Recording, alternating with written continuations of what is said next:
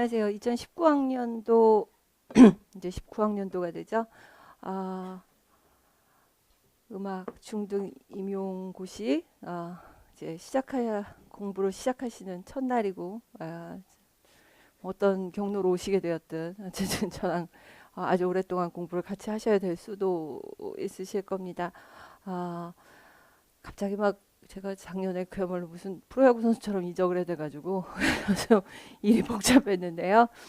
오신 학원이 임용닷컴이라고 지금 학원 이름은 되어 있을 거고 아마 음, 글쎄요. 학원은 새 학원인데 굉장히 계시는 분들이랑은 다들 굉장히 베테랑들이시니까 뭐 궁금하시거나 그런 거 있으시면은 말씀하시면 학원 쪽에서 최대한 잘 도와줄 겁니다. 지금 개업을 하셨기 때문에 더더군다나 긴장을 하고 많이 도와주실 거라고 봐요. 공부를 처음 하시는 분들도 계실 거고 아니신 분들도 계실 거고 뭐 어떤 상태신지는 저도 지금 이제 좀 만나 뵈야 무슨 얘기가 나올 것 같고요. 오늘 수업 끝나고 잠깐 본관에 들리셔도 되고 그래서 앞으로 뭐 이 수업이 있는 내내 선생님들 그 뭐 시간이 되는 대로 평일이든 아니면 뭐 토요일 날 앞뒤 시간을 잡든 좀 뵙도록 하겠습니다. 음, 설명회를 오셨었나요? 어제나요? 모르겠는데 설명회를 그래도 인강으로라도 보시지 않았을까 싶기는 해요. 그래서 어느 정도는 감은 잡으셨을 거라고 생각은 하는데 그래도 제가 오늘 그 설명회 자료였던 데 중에서 몇 페이지만 잠깐 보여드리고 할게요. 굳이 뭐 지금 학원에 있으니까 그 설명회 자료 주세요 해서 받으실 수도 있고 아니시면은 지금 잠깐 저랑 좀 이야기를 하셔도 됩니다. 선생님들 보시는 대로 지금 시험은 총 3교시에 거쳐서 시험을 보시게 되고요. 어, 되게 12월 첫 주에 시험을 봤는데 희한하게도 그 작년에 갑자기 11월 말에 시험을 봐서 저희도 좀 많이 놀랐어요. 그래서 막 시간표가 안 빠지고 뭐 이래가지고 딴 때보다 좀 급하게 공부를 하는 셈이 되었던 것 같아요. 11월 마지막 주에 시험을 보고 그리고 이제 2차 시험을 곧 남겨두고 있고요. 되게 1차 합격자 발표가 나고 나면 다른 과목들은 한 2주 정도 2차 준비를 할 시간이 있는데요. 저희는 그 사이에 실기 시험을 보게 됩니다. 그래서 지금 10일, 11일 뭐 이렇게 되어 있는 이 기간 동안 그러니까 다음 주 화수 정도 되겠죠? 수목인가? 뭐 이 기간 동안 우리 각 지역에서 공지한 이것만이라도 좀 통일이 됐으면 저는 참 좋겠는데 각 지역에서 공지한 바대로 실기 시험을 치르게 됩니다. 그리고 저희는 며칠 전에 실기 모의고사를 봤고요. 그래서 모의고사를 좀 잠깐 찍은 영상이 준비가 되어 있는데 아마 주말 안에 그 뒷모습이나마 어떤 분위기로 치러졌는지를 좀 보시게 될 거예요. 그래서 저희 이렇게 뽑기 해갖고 그 무작위로 들어가서 단소 불고 노래 부르고 뭐 이렇게 해갖고 시험을 한번 쳐봤어요. 그러니까 얼마나 떨리나 한번 시범 연습 잘해보자라기보다는 뭐 그런 걸 좀 봤었습니다. 그리고 나서 이제 뭐 수업 실연이니 뭐니 하는 면접 절차가 마지막에 16일, 17일 뭐 이런 대로 지역마다 약간의 하루 이틀 정도 차이가 있게 치러지게 됩니다. 지금 이게 이제 1차 시험인데요. 이따가 가셔서 이 자료 받으시게 되면 이 좀 어리둥절한 시간표에 좀 놀라실 거예요. 아침 9시부터 10시까지 교육학 시험을 봅니다. 그래서 음, 1시간 동안 교육학 시험을 보시게 되는데 아마도 올해까지는 아직 공지가 없으니까 모르겠지만 또 변경이 될 수도 있다고 내년쯤부터라도 그래서 시험 유형을 좀 바꾸거나 왜냐하면 이게 예전에 오지선다 때는 정말 너무너무 힘들었어요. 선생님들이 그 교육학 책 두꺼운 거에서 안 나오는 데가 없는 거예요. 통계까지 한국교육사 이런 것까지 다 나와서 너무 시험이 자잘해지다 보니 안 되겠다. 이제 논술형으로 가자라고 이야기를 해서 논술형으로 바꿨는데 그러다 보니까 문제가 뭐 표지 넘기면 바로 나오는 내용? 그러니까 교육학을 거의 하나도 공부 안 한 친구들도 왜 앞에는 좀 하잖아요. 그거 가지고도 쓸 수 있을 정도로 공부가 헛될 정도로 좀 황당한 경우도 있었고 채점이 너무 이상하게 됐다 그래서 항상 민원이 제기되는 경우들도 많고 올해처럼 물채점을 하는 경우들도 있고 그래서 해마다 너를 띄어서 조금 개선을 해야 된다는 말들이 나오고 있다고 합니다. 뭐 제 얘기는 아니지만 어쨌든 그런 소리들이 나오고 있습니다. 그리고 전공하고 이렇게 전공이 A, B로 나뉘어서 2번 시간을 주게 되는데요. 이 사이사이마다 쉬는 시간이 꽤 길어요. 한 40분 정도 쉬는 시간을 갖게 됩니다. 물론 뭐 화장실 다녀오실 분들도 계시고 긴장하고 막 이러니까 더 막 그러기는 하는데, 그럼에도 불구하고 2시 20분까지 점심시간이 따로 없이 시험을 보게 돼서 시험 때 뭐 가서 중간에 뭐 잠깐 군것질 할 거, 초코바 같은 거, 뭐 이런 거라도 준비를 안 해 가시면 굉장히 40분 동안 멍 하고 계시는 그런 경우들도 좀 생기실 수 있고요. 시험 시간이 이렇게 배치가 되어 있는 걸 보실 수 있습니다. 지금 좀 관심 있게 봐주실 건 이건데요. 교과 교육학이 25%, 교과 내용학이 65에서 75% 이렇게 되어 있다는 거예요. 그러면 교과 교육학이라고 하는 건 뭐냐라고 되어 얘기를 하면 바로 선생님들 뭐 그동안 배우셨던 음악교육의 기초, 음악교육학 총론, 그 책에 있는 내용 플러스 교육과정을 합친 그게 25점 내지 35점 정도 되고, 그 다음에 교과 내용학이라고 이야기를 하는 것은, 교과 내용학은 그 흔히 이야기하는 국악하고 서양음악으로 이루어진 부분을 이야기를 하게 됩니다. 그러니까 이렇게 두 가지 내용이 훨씬 더 비중을 많이 차지한다라는 걸 볼 수 있고요. 그래서 선생님들께서 가끔 생각하실 때 교육론이 너무 어려웠어. 네, 어렵죠. 어렵게 나오는 경우가 많습니다. 그렇게 얘기를 해서 어려웠기 때문에 문항이 많다라고 착각을 하거나 하시는 경우들도 있고, 올해 같은 경우에는 국악 문제가 너무 많았어요라고 하는데 절대로 많지 않아요. 그냥 기억이 국악이 어려웠기 때문에 많았다고 생각을 하는 거고, 서양 음악이 딴 때보다 쉬웠기 때문에, 예, 어느 해인가는 화성학이 너무 많이 나왔어요라고 이야기를 하는데 화성학이 더 많이 나오는 해는 아니었고요. 그냥 화성학이 어려웠던 거죠. 화성학이 어렵고 뭐 이랬던 경우들입니다.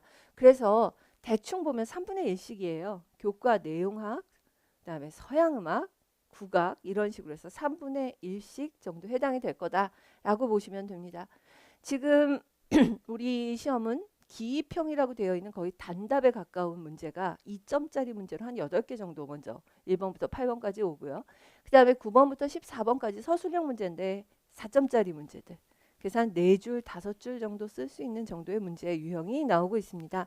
처음에는 또 이것도 초창기에는 약간 오락가락할 때는 거의 정의하는 수준이었어요.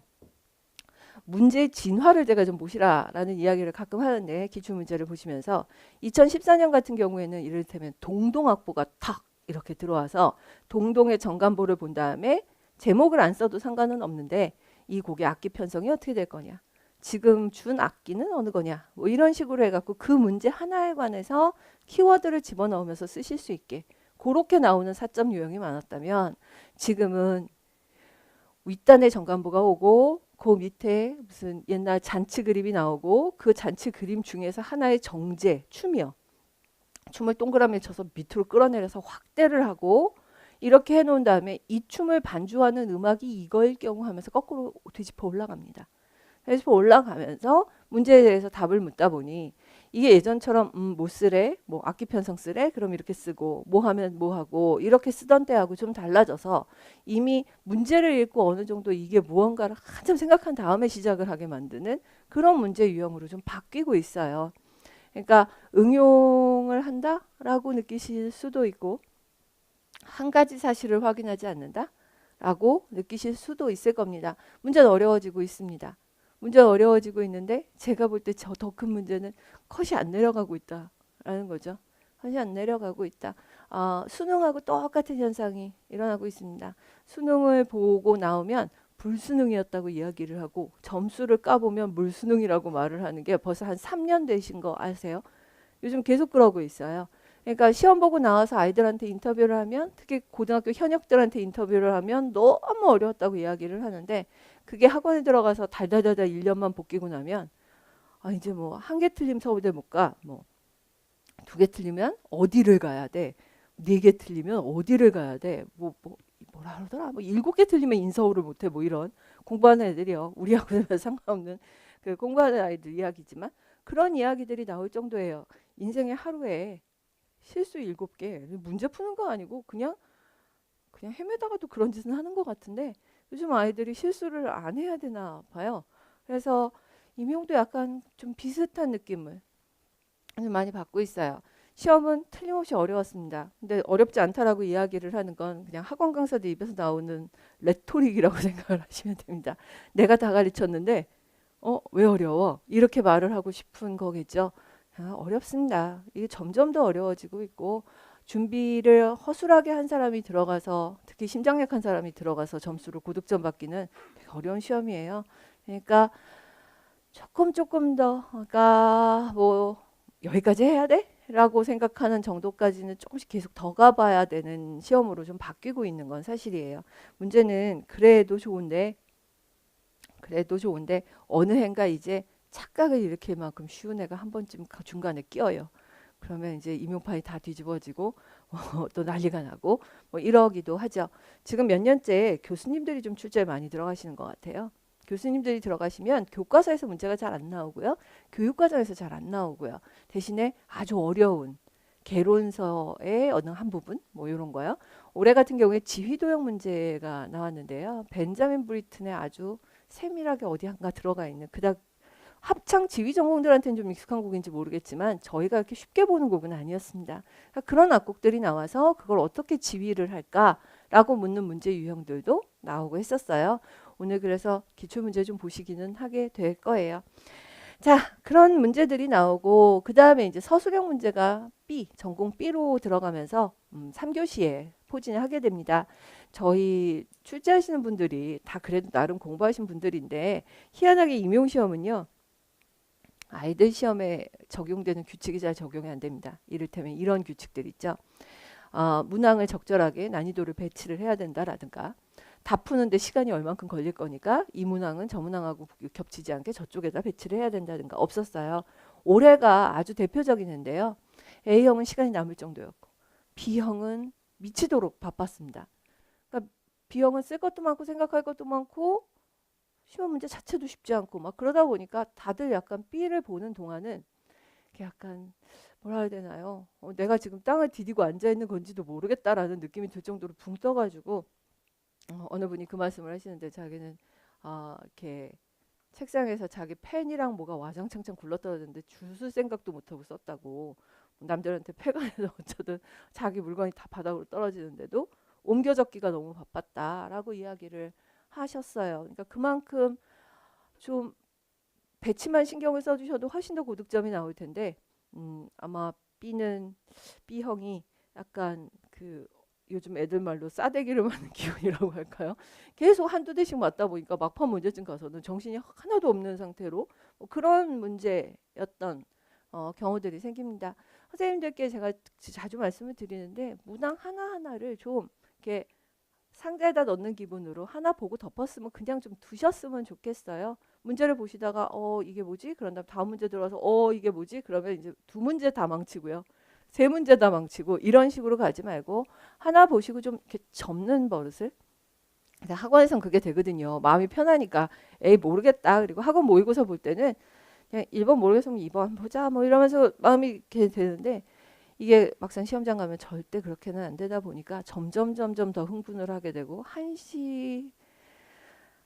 시험지를 가지고 계속 뒤적거리다가 몇십 분을 보내거나 이런 경우들을 적지 않이 봅니다. 그러니까 좀 이렇게 잘라서 보시는 거 이런 것도 좀 연습을 하셨으면 좋겠어요. 이런 잔소리를 다 못하고 자꾸 모의고사를 일단 보기는 하는데 모의고사 볼 때 안 나왔던 것들이 자꾸만 그 안 나왔던 것들이 문제가 안 나왔다는 게 아니라 선생님들의 그 이상한 생각들, 습벽들이라고 할까요? 뭐 이런 것들이 자꾸 나오게 됩니다. 그러니까 좀 침착하게 보시는 거 제가 1년 동안 내내 말씀을 드릴 텐데요.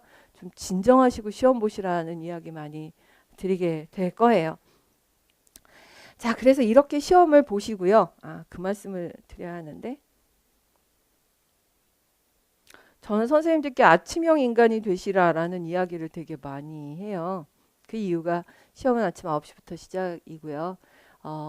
나는 밤에 공부가 잘 돼요 라고 이야기를 하셔도 한 9월쯤이나 이럴 때서부터는 아침 일찍 일어나서 움직이시는 걸 좀 습관을 들이셨으면 좋겠어요. 시험장이 집에서 가깝지 않은 경우들도 상당히 많은 법이고요.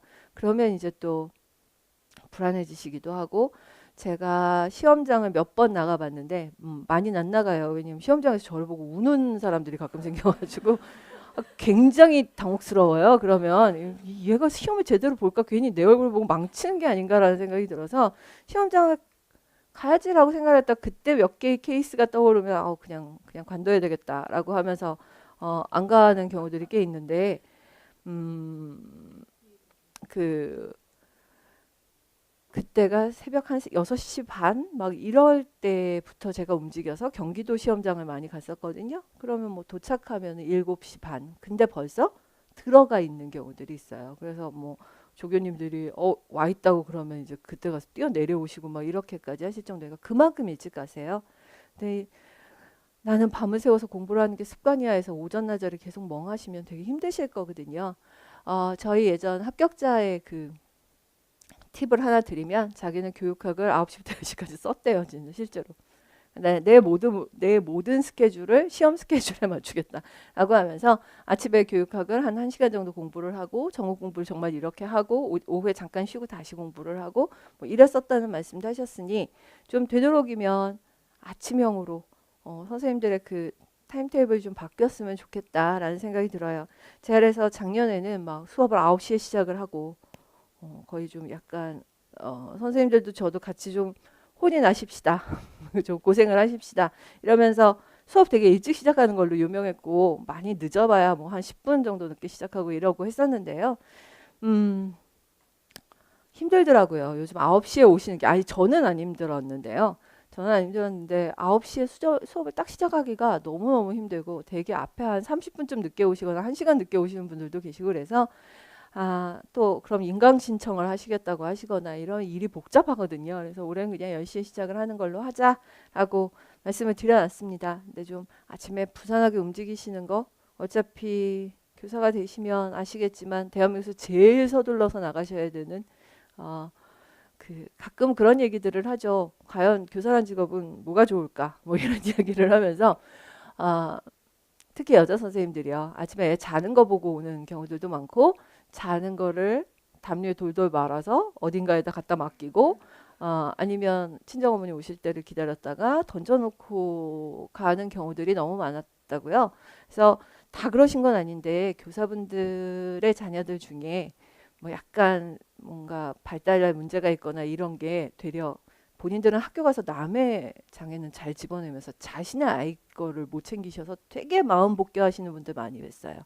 휴 휴직을 몇 년씩 하시는 분도 많이 뵀고요. 그런데 너무 자책이 심해요. 그런 분들한테. 그래서 왜 그러시냐라고 했더니 내가 너무 아침에 일찍 와서 아이가 말이 더딘지도 잘 몰랐고 뭐 한지도 몰랐고 뭐 어디 가면 어린이집만 가면 땡깡을 피우고 있는 애인지도 잘 몰랐고 뭐 이런 이야기들을 많이 하시더라고요. 그럼에도 불구하고 이 일을 선택을 하셨으니 하시겠다고 하셨으니 음, 좀 선배 교사들의 그런 이야기들을 귀담아 들어놓으셨다가 나중에 좀 참고를 하셨으면 좋겠어요. 물론 평범한 친구들은 원래 눈에 잘 안 띄기는 하지만 제가 선생님들 자녀분들 보면 진짜 좀 극단이었어요. 아주 뛰어나거나 아주 망난이거나 망난이인 친구들 진짜 많더라고요. 그래서 어, 말썽꾸러기 아이들이 대부분 교사의 자녀이거나 목사님의 아이들인 경우가 많다. 뭐 이런 선생님들끼리 되게 그 얘기 많이 하세요. 그러니까 합격해서 오신 선생님들이 막 3월 달에 얼마나 고생을 하고 있는지 얘기할 때 들어보면 우리 반 제일 말썽 있는 찬양이에요. 뭐 이렇게 말씀하신다거나 이름이 그래요. 그래서 진짜 많이 그렇구나. 뭐 이런 이야기들을 하죠. 자, 이렇게 시험을 보고요. 그다음에 2차 시험은 지금 한참 되고 있는 건데 저희는 없어요. 지금 실기 시험은 없는데 심층 면접이라고 하는 게 있고 교수학습 지도안 작성하는 게 있고 수업 실현이 있고 그렇습니다. 제가 지금 저희 카페에 어떻게 보면 1, 2월 개강 공지보다 더 많이 쓰고 더 크게 쓰고 하고 있는 게 바로 이 수업 실현 관련된 이야기예요.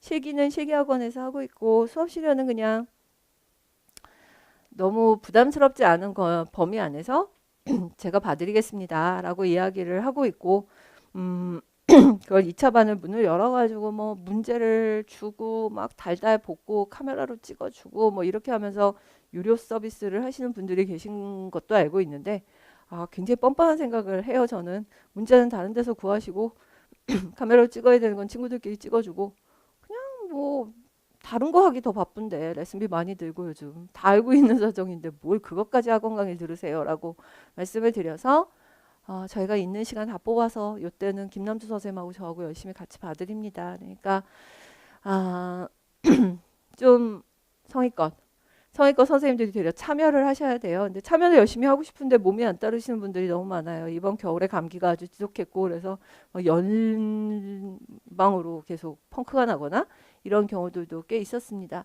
교수학습 지도와는 경기도, 강원도 같은 경우에 현재 안 씁니다. 경기, 강원, 전남, 충북 이런 지역은 지도안을 아예 안 작성하고 바로 뛰어들어가 갖고 한 15분 만에 문제 이렇게 읽고요. 들어가서 즉흥으로 하셔야 되고요. 그다음에 다른 지역들 뭐 서울, 대전, 충남, 부산 이런 지역들은 1시간 동안 지도안을 작성을 하고 점심을 먹는 동안 좀 기다렸다가 본인이 충분히 구상을 한 다음에 나중에 뭐 오전 중에 자기가 쓴 걸 나중에 받기는 해요. 근데 대충 기억은 나니까 나 어떻게 해야지, 노래 어떻게 불러야지 준비할 시간은 있다는 얘기죠. 그래서 그렇게 준비를 해놓고 들어가서 해서 그래도 자기가 본 원고 1시간 동안 생각하고 쓴 거를 보니까 조금 나은 뭐 그런 경우들이 있습니다. 올해 서울이 많이 뽑기도 했고요. 그리고 경기도에서 예전에 실패하셨던 분들이 특히 경기도의 이 즉흥 수업 지도안 이런 거에 너무 놀래가지고 난 이제 안 한다. 그래서 서울로 옮긴 분들도 너무 많으세요. 그러니까 완전히 가서 쇼를 해야 되는데 15분 동안 생각하고 들어간 거기 때문에 앞에 한 3, 4분, 5분까지는 그럭저럭 잘해요. 근데 그 다음서부터 완전히 정신 놓고 즉흥으로 가야 되는 경우들이 많으니까요. 그래서 그거 못하겠다는 분들도 제법 계셔요. 또 지금 경기는 집단 토의라고 하는 게 면접 안에 들어 있습니다. 그래서 교사를 6명씩 예비 교사를 묶어놓고 문제를 던져둔 다음에 서로 토론을 시켜 봅니다. 그래서 처음에 기조 연설을 한 바퀴 돌리고 1분씩 돌리고 그 다음에는 자유로 대화를 하는데 많은 분들이 그래서 올해 경기 좀 안 보신 것 같아요. 너무 힘들어서 저희 특히 그 합격하신 분 중에 시험을 워낙 잘 보셔서 합격은 하셨는데 어느 남자 교사분이 자기 혼자 바보가 되는 것 같았다고. 좀 원래 말을 잘하시는 분은 아니셨어요. 근데 저희가 나 빼고 5명이 어딘가에서 짜고 들어온 게 아니면 나를 이렇게 왕따 시킬 수가 없다. 막 계속 앉아서 그런 피해망상이 오더라. 라는 말씀까지 하실 정도였어요. 그리고 정말 점수 바닥 쳐서 1차로 번점수를 다 까먹고 간신히 합격을 하신 그런 분도 뵀었어요. 그러니까 그렇게 하면 점수가 당연히 덜 나오죠. 물론 대화에 너무 주도적으로 나서서 너무 헤게모니를 장악하는 꼴도 좀 바보 같지만 다 대답 못하면 진짜 바보잖아요. 그래서 그런 것들이 좀 끼어 있습니다. 그러니까 실기나 2차까지 조금 좀 시간을 갖고 보셨으면 좋겠어요. 근데 다들 그렇게는 잘 안 하시고 나중에 뭐가 나와요? 그건 어떻게 해요? 막 이러면서 막 이제 걱정들을 하시는데요. 특히 어차피 같이 경쟁하는 사람들이 있는 카페에다가 저 좀 도와주세요. 뭐 이런 식의.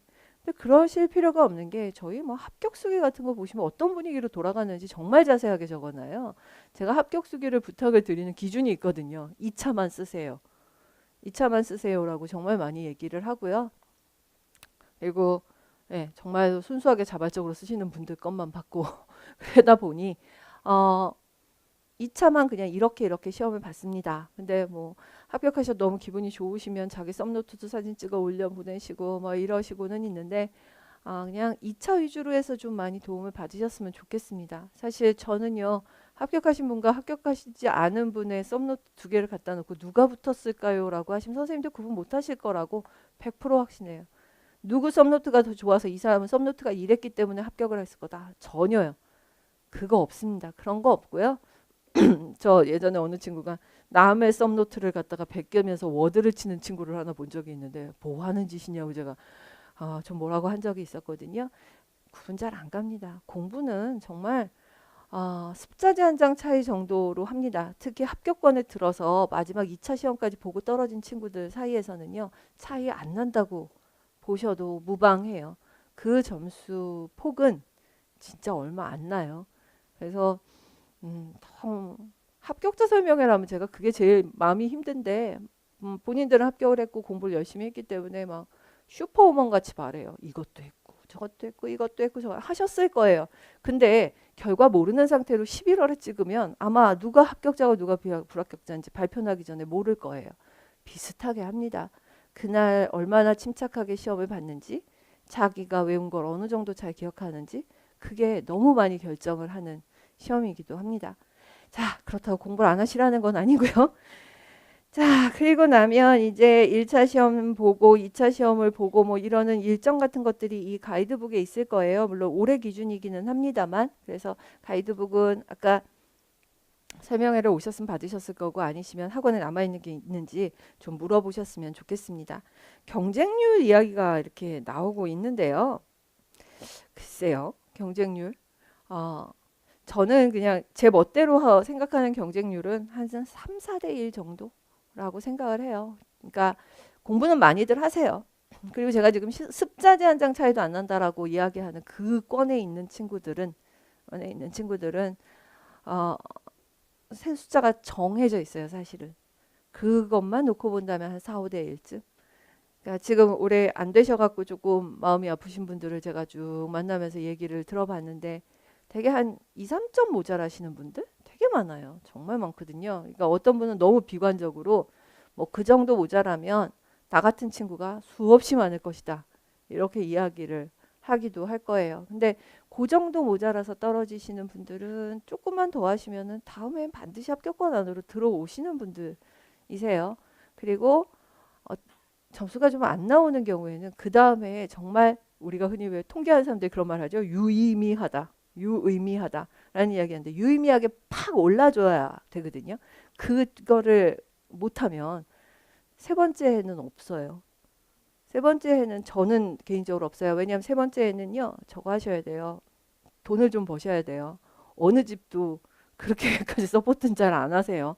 네가 하고 싶은 대로 10년이 돼도 해? 아니요. 본인도 못 하세요. 벌써 친구들이 주변에서 이거 하고 저거 하고 하는 것들을 계속 보시게 될 거기 때문에 본인이 답답해서도 못 하세요.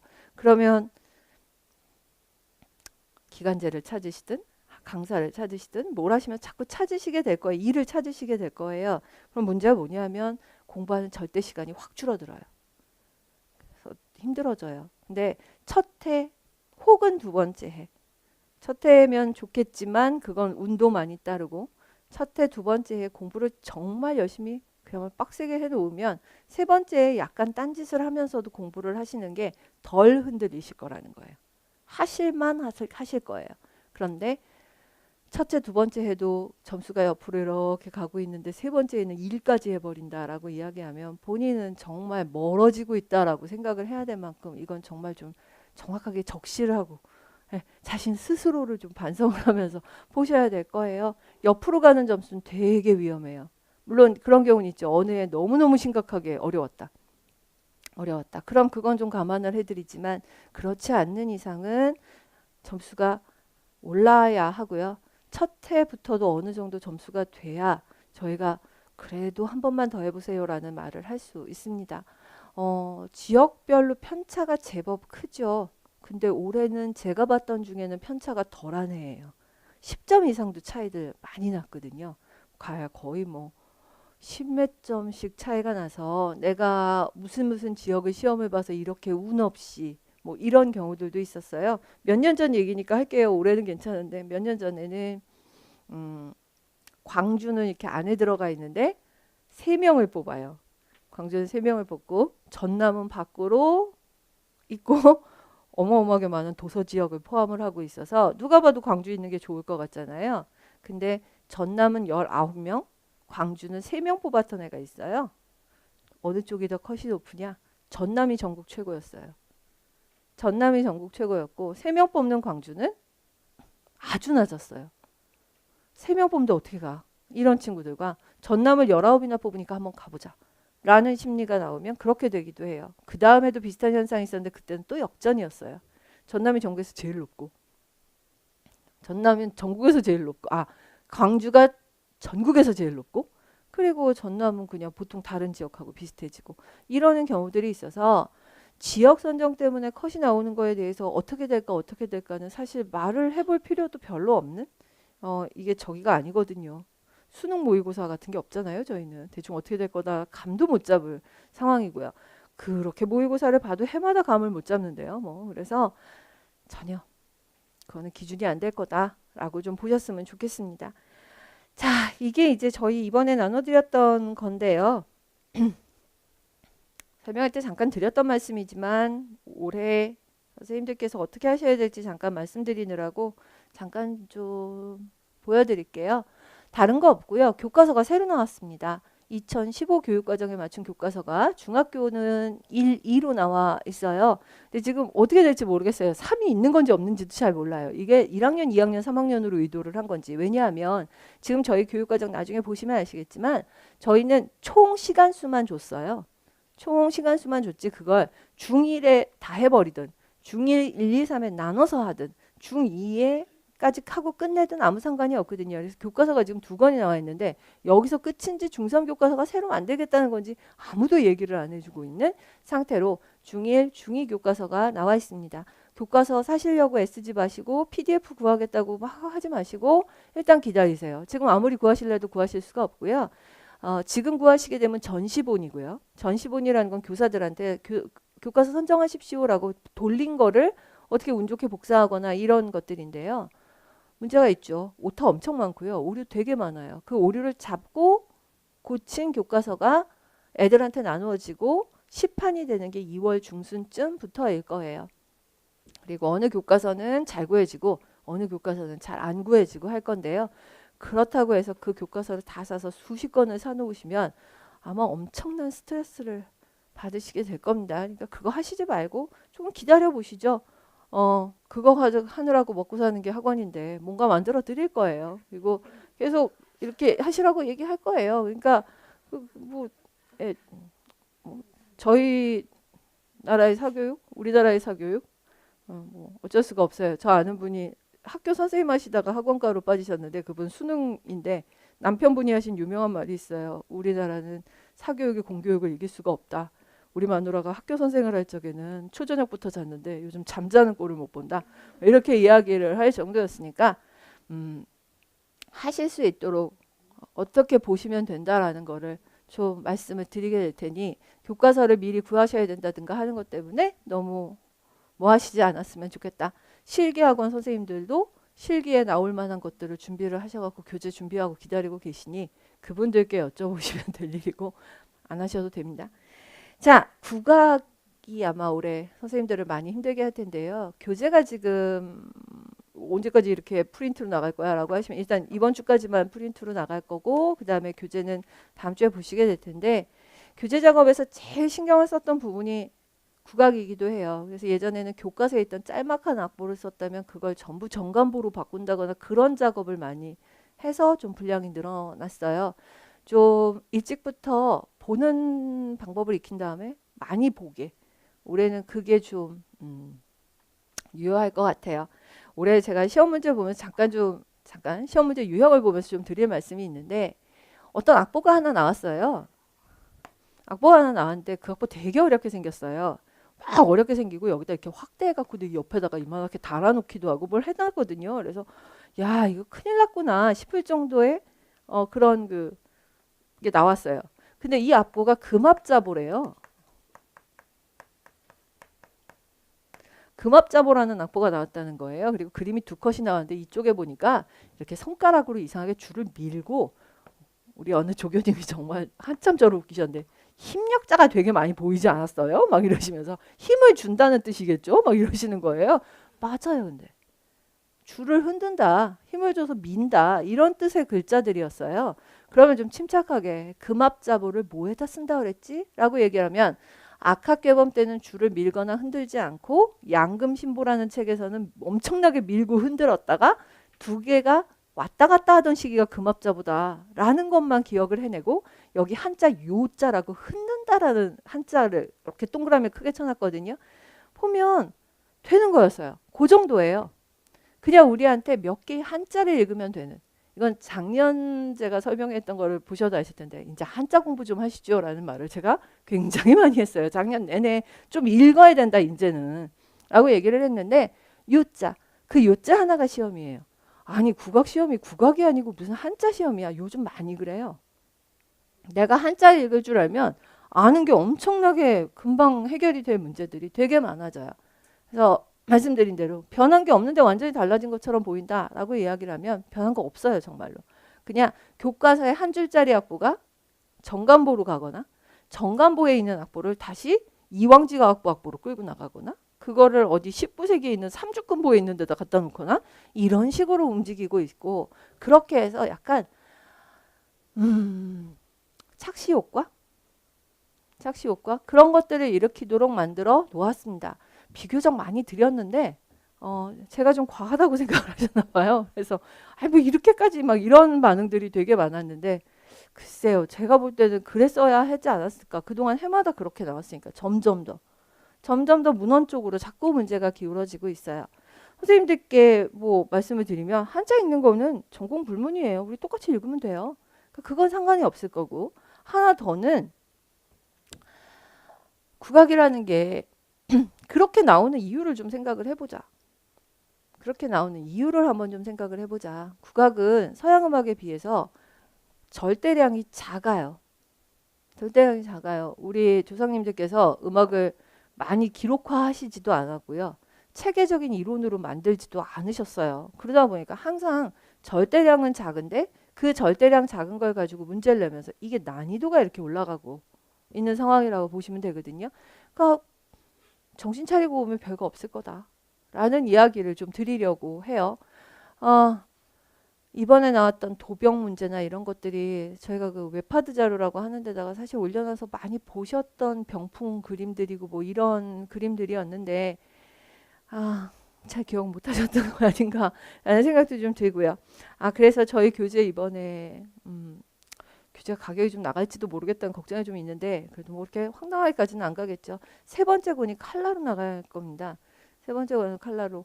이게요, 칼라하고 흑백을 섞어서는 못 만든대요, 책을. 그래서 만약에 2권, 1, 2권으로 나누면 2권이 통으로 칼라가 돼야 되면 너무 비싸져서 1권, 2권 띄고 3권을 얇게 칼라로 만드는, 그래서 국악사 파트를 옛날 심화반 자료에 거의 준하는 정도로 만들어서 전체를 다 올칼라로 가는 작업을 뭐 이러느라고 좀 늦어졌어요. 뭐 이런저런 문제가 있기도 했지만 그렇게 해서 선생님들 요즘 많이 나오는 그놈의 도병 뭐 이렇게 의궤 뭐 이렇게 얘기하는 거, 풍경화부터 민속화들 이런 것들에 나오는 것들을 좀 이렇게 눈에 좀 익히시라고 계속 좀 보여드리게 될 겁니다.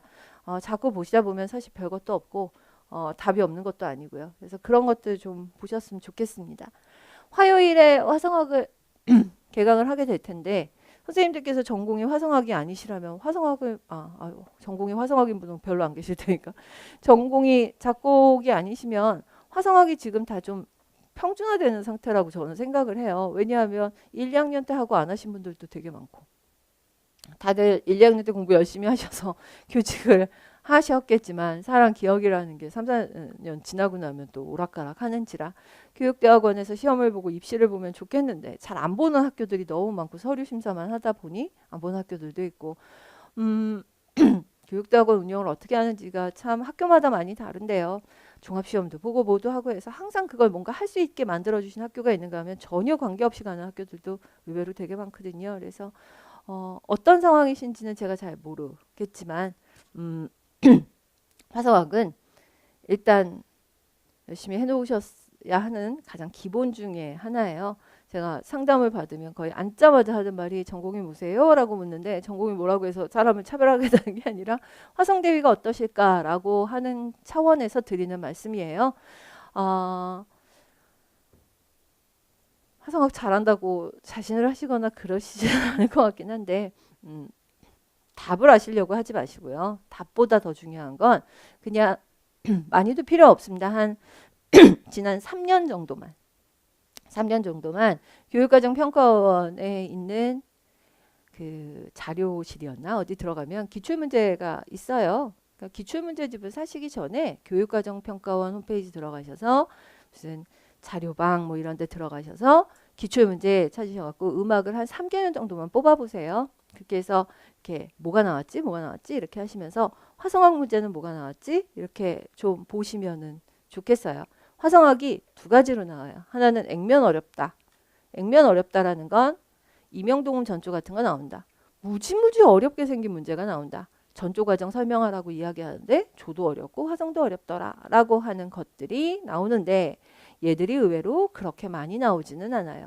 저먼 6, 프렌치 6나 이런 거 잘 몰라요. 이렇게 생각을 하신다면 저먼 6, 프렌치 6 정도까지는 조금 고급 화성학이겠지만 이런 문제들이 1년에 하나 나오기가 그리 쉽지 않아요. 그 정도 아니에요. 그렇다면 지금까지 시험 문제가 어디서 많이 나오느냐? 이게 지금 크게 해놨는데 기능 화성학이라고 하는 것에 대해서 이야기를 해요. 기능 화성이 도대체 뭔데요? 라고 이야기를 하면 제가 말씀드린 이런 게 기능 화성이에요. 7도라는 화음을 한번 생각을 해봅시다. 라는 거예요. 감 7도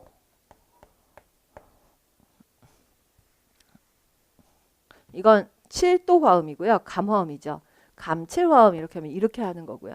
얘는 C 메이저로 치면 C1의 파 라플렛이라든가 뭐 이런 형태로 구성이 되는 화음이고요.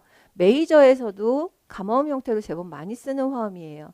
그럼 이런 화음은 C는 도로, 라플렛은 솔로, 파는 미로 이런 식으로 해서 1도로 진행되는 경우가 많다라고 이야기를 하잖아요. 요즘 이런 게 나와요. 얘가 무슨 기능을 하니? 라고 이야기를 하면 끌어주는 리딩톤을 사용을 해서 해결을 해주고 뭐 무슨 음은 어디로 갑니다. 이런 식의 내용들이 많이 나오게 돼요. 올해 뭐가 나왔느냐 하면 저먼 6가 나왔어요. 근데 저먼 6 자체를 뭐 채워 넣어라? 풀어라? 그런 거 아니었고 저먼 6 다음엔 대부분 5도 화음이 오죠. 근데 저먼 6에서 5도가 오면 치명적인 문제가 하나 있어요. 그걸 뭐라 그럴까? 떳떳하게 내지는 난 이런 짓도 해 라고 보여주는 것처럼 쓰는 사람이 모차르트인데요. 병행이 날 수밖에 없거든요. 병행이 날 수밖에 없어요. 그래서 몇 가지 해결 방안이 있는데 이걸 5도의 7화음으로 쓰는 방안도 있고요. 5도의 7화음을 써서 살짝 피하는 방법도 있고요. 대개는 이 사이에다가 1의 4,6을 집어넣어요.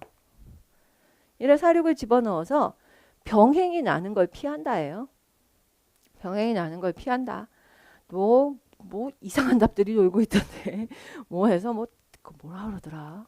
건너가는 다리 역할을 한다면 무슨 소리야? 그게 건너가는 다리 역할이 기능이야? 그 답이라고 그걸 써. 그냥 설명을 할 때 구어체로 하는 말이죠.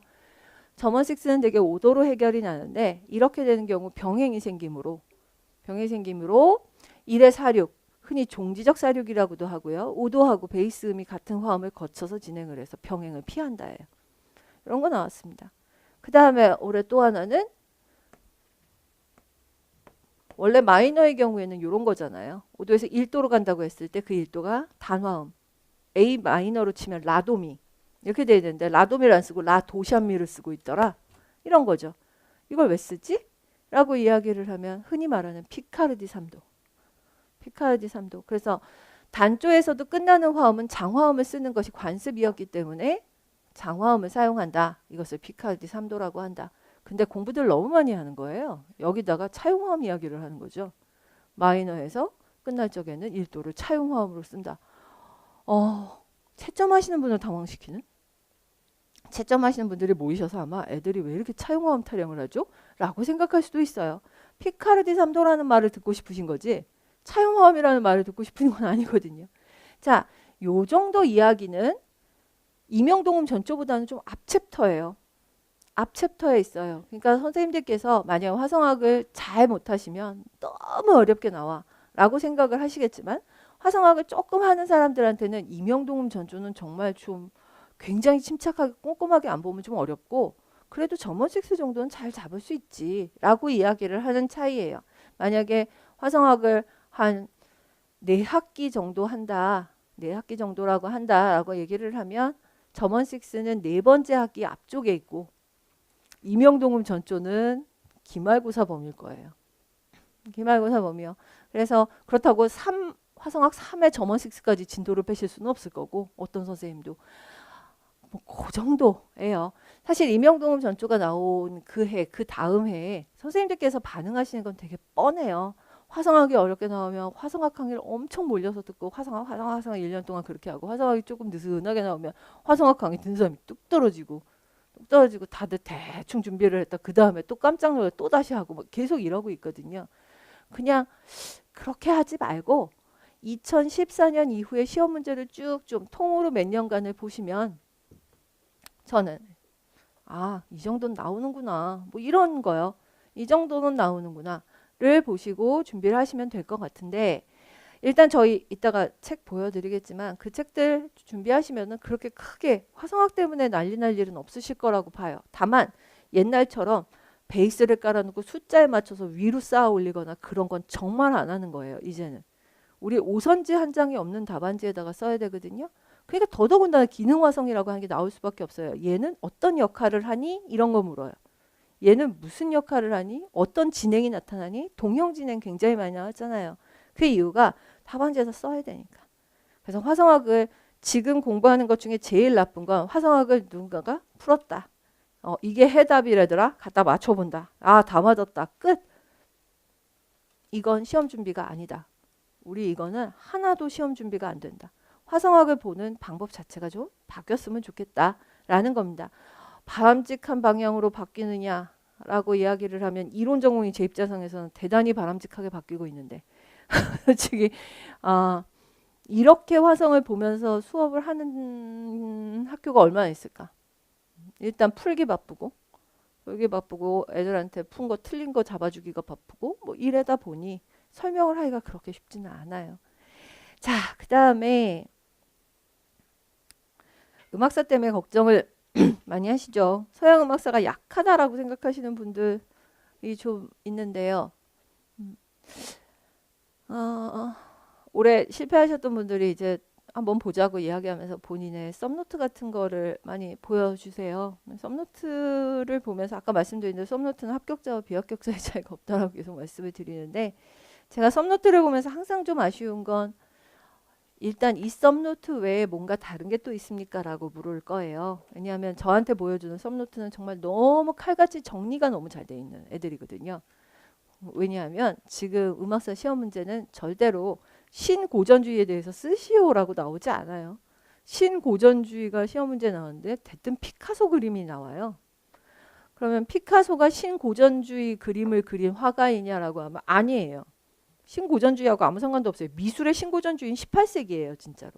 그래서 20세기 화가의 그림이 피카소의 그림과 스트라빈스키가 무슨 상관이 있지? 라고 생각하실 텐데 딴 거 없고요.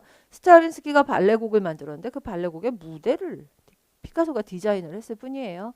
그래서 자꾸만 악보, 그림 이런 거하고 연결을 시켜서 주기 시작을 해요. 점점 시험 문제가 악보 없이 나오는 음악사 문제는 없다. 그러니 평소에 음악사를 용어를 정의하기 위해서 썸노트를 만드시는 것도 필요하지만 반드시 악보를 어딘가에다가 따로 모아거나 아니면 정리하는 데다 같이 넣어 놓거나 이렇게 하셨으면 좋겠어요. 지금 대학에서 음악상 및 문헌이라는 수업을 되게 많이 시켜요. 저도 하고 있고요. 그래서 그동안도 그렇게 해왔는데 뭐라고 수업을 해야 되지? 라고 했는데 음악상 및 문헌?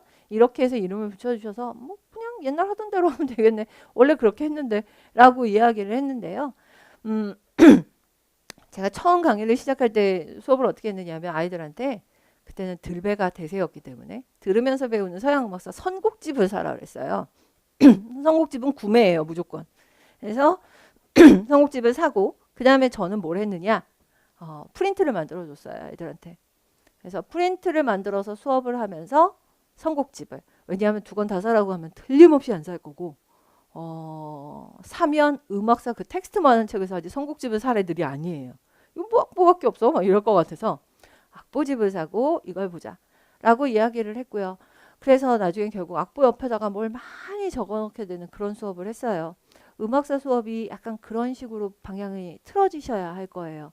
그러니까 개념 아셔야 되는 거 물론 중요한데 역시 악보부터 같이 본다. 그럼 어떻게 할까? 뭐 그걸 일일이 책에 있는 걸 별별 그래서 노량진 목사집들이 돈을 버는지 모르겠는데 두꺼운 책들을 다 스캔을 따고 다 스캔을 해서 그걸 들여다보시는 분들도 계시고 그걸 맨날 집에서 스캐너로 해갖고 악보로 이렇게 해서 모으시는 분들도 계시고 하는데요. 그렇게 하셔야 되나라는 생각이 스마트폰 있잖아요. 찍으세요 그냥. 악보 찍으셔갖고 뭐 크게 작게 찍으셔서 제목이나 잘 달아 놓으시거나 아니면 찍은 걸 가지고 나중에 만들어서 프린트를 만드시거나 하셔서 그걸 가지고 자꾸 보시는 습관을 들이시면 돼요.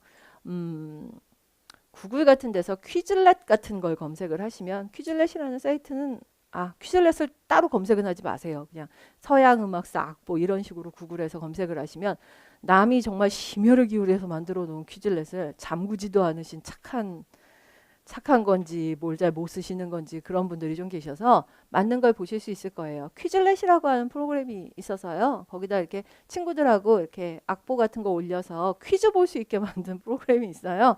악보 올리고 소리 음원도 집어넣을 수 있고 이런 식으로 해갖고요. 남이 해놓은 걸 한번 구경을 하시고 직접 만드시거나 아니면 그걸 사용하실 수 있게 해놨으면 그냥 모르는 척 쓰시거나 뭐 하셔도 좋을 것 같아요. 그렇게 해서 계속해서 좀 악보를 활용을 하시고 되게 느낌이 안 오면 유튜브로 해갖고 찍어 놓으시고 유튜브 다운로더라고 하는 앱 있으니까 그걸로 해서 악보 다 만들어 음악을 받아 놓으셔도 되고 유튜브 mp3로도 잘 받아집니다. 유튜브는 제가 다른 음원을 고르지 않아도 되게 너무나 고마운 저작권인지 뭔지는 잘 모르겠지만 하여튼 어떻게 되는 건지 충분히 선생님들께서 활용하실 수 있고요. 유튜브에 없는 건 없어 보여요. 급하면 그냥 유튜브를 많이 사용을 하고 가끔은 외국 교수들이 애들 수업을 위해서 올려놓은 플레이리스트 같은 것들이 있는데요. 잘 찾으시면은 그라우트 한 권에 있는 이게 전체는 다 아니었고 뭐 미국에 있는 무슨 대학교에 있는 무슨 교수님이 그라우트의 서양 음악사 파트 얼마 뭐 1이든 2등을 위해 학생들 들어라 하는 리스트를 만들어 놓은 경우들도 있어요. 그러니까 선생님들께서 악보가 아니라 악곡을 몇 개 검색하시다 보면 그런 플레이리스트들도 한꺼번에 보시게 되는 경우들도 있을 거고요. 그런 것들을 좀 활용을 하셨으면 좋겠습니다. 저도 뭐 눈에 띄는 대로 뭐 카페든 어디든 걸어 놓도록 하겠습니다. 자, 그렇게 해서 좀 공부를 하시면서 굉장히 손이 많이 갈 것 같아 보이실지 모르겠지만 이 과정에서 남는 게 워낙 있기 때문에요. 누가 그 얘기 하던데 뇌과학하신 분이 손으로 쓰면서 하는 공부를 가장 오랫동안 기억한다라고요.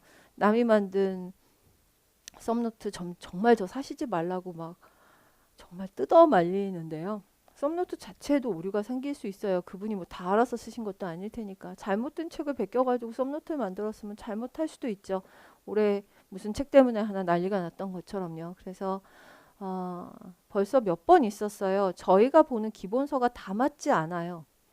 다 맞지 않아요. 가끔씩 책이 틀리는 경우도 있고 천하의 그라우트도 놓치는 파트가 있고 그라우트 딴에는 별 문제가 없어서 뺐을 수도 있는데 가끔은 그런 걸 놓치는 경우들이 있습니다. 그러니까 공부하시면서 그냥 스스로 만들어내시는 게 제일 좋다라고 보시면 되고요. 남이 만든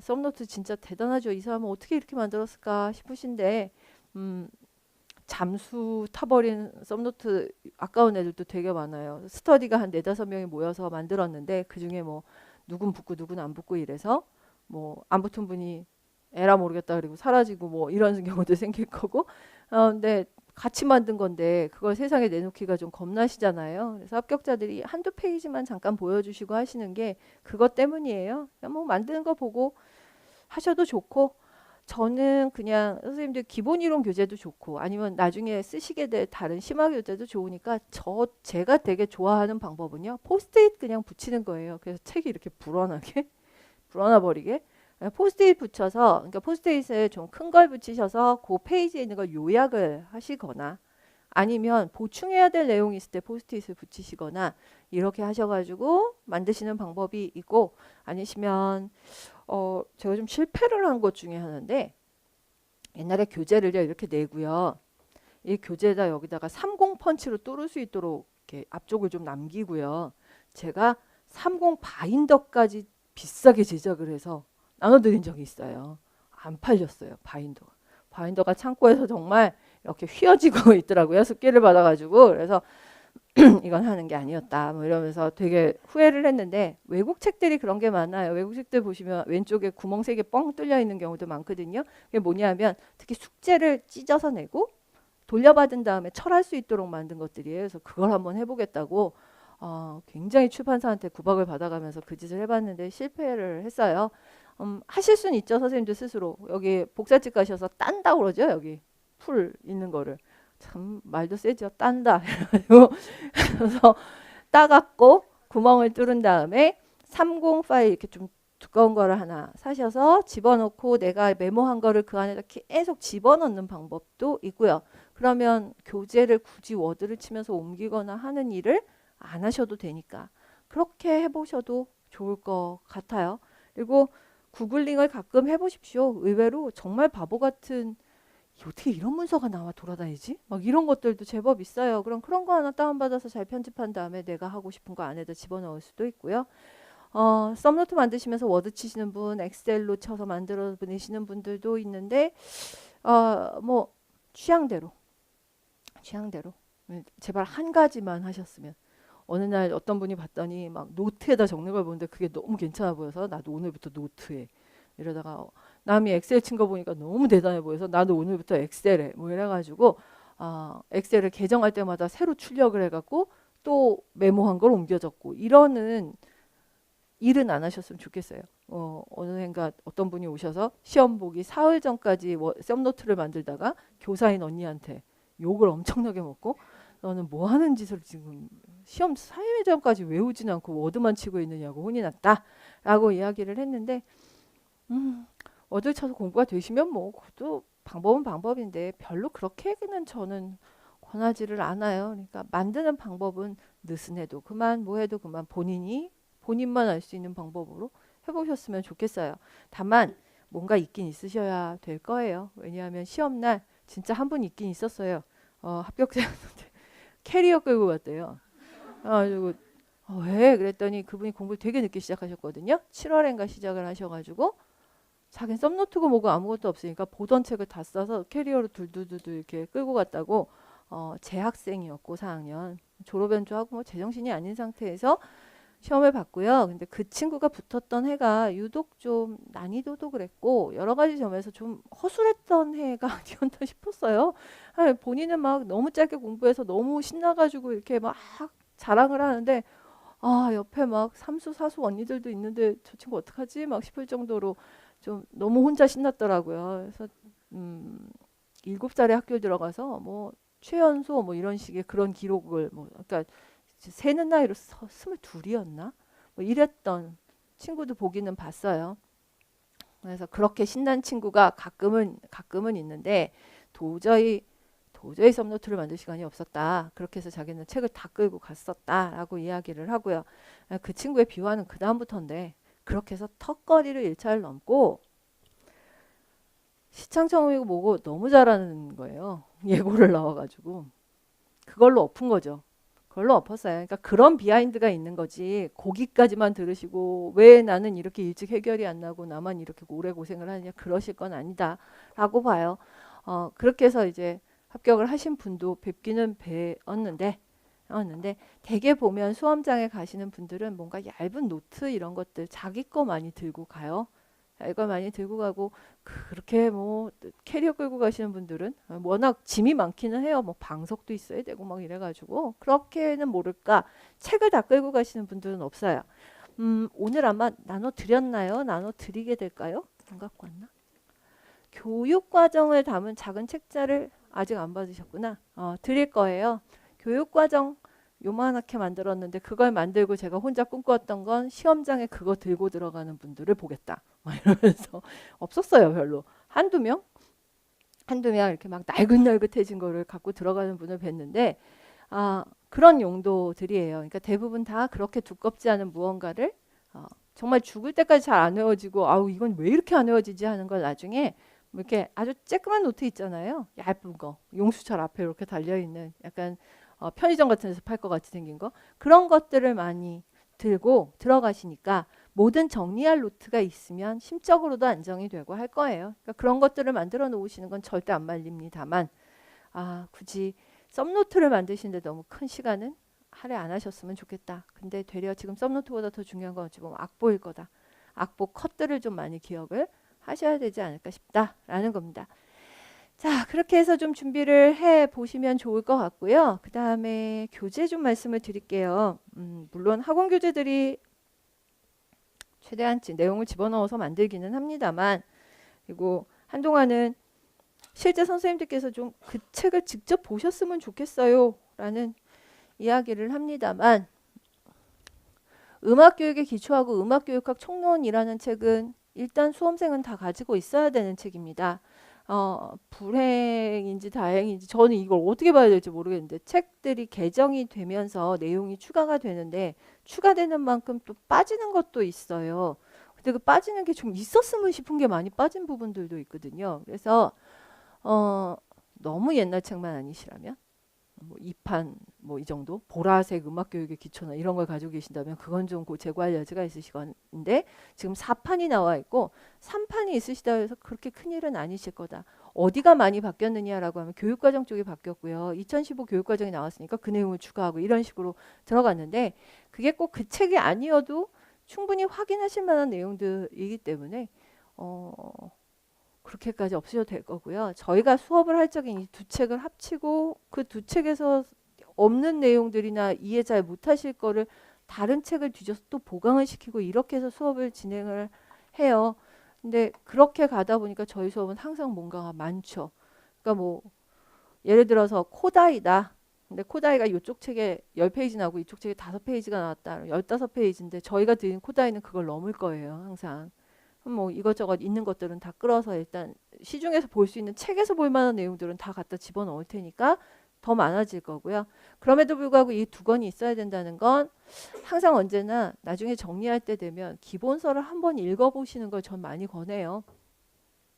그러니까 프린트가 이렇게 약간 말이 꼬여 있거나 아니면 너무 내용이 많아서 좀 오락가락한 것처럼 느껴질 때 책은 좀 내용이 빠지더라도 맥락을 잡기 위해서 쓴 것들이 많거든요. 음악교육의 기초라는 책을 제가 좀 선호하는 건 음악교육의 기초는 보시면 이렇게 단락이 나누어져 있는데 그 단락에서 딱딱 한 가지 이야기씩을 하면서 가는 게 특징이에요. 요약이 되는 책이거든요. 그래서 한 단락을 읽고 옆에다가 요지를 한두 가지로 이렇게 쓸 수 있도록 되어 있는 책이에요. 글을 잘 쓰시는 분들이 하실 만한 그래서 그런 내용들을 한번 정리해 보시기 위해서 기초하고 총론은 좀 보셨으면 좋겠다라는 겁니다. 그 다음에 교육과정은 저희가 학원 뭐 벌써 소책자가 나와 있으니까 거기 이제 있는 내용들을 보시게 될 거고, 그 다음에 이제 준비가 되면은 뭐 파일 형태로 해서라도 드리게 될 텐데 교육과정을 한글로도 다운받을 수가 있습니다.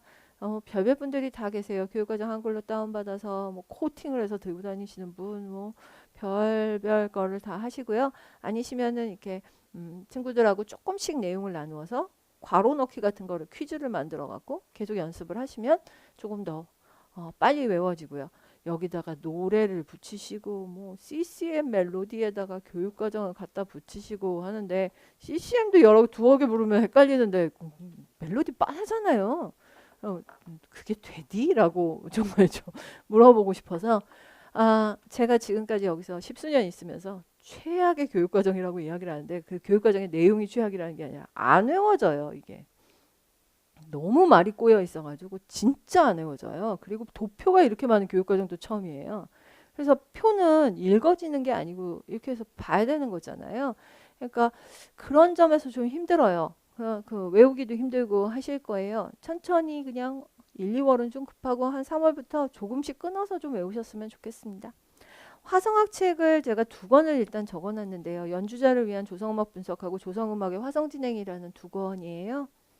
둘 다 예솔출판사에서 나왔고 이 예솔출판사 사장님께서 서울대 이론과를 나오신 음악을 하신 분이셔서 그랬는지 예솔출판사에서 요즘 나오고 있는 책들 중에 좀 볼만한 책들이 좀 많은 편이긴 했었습니다.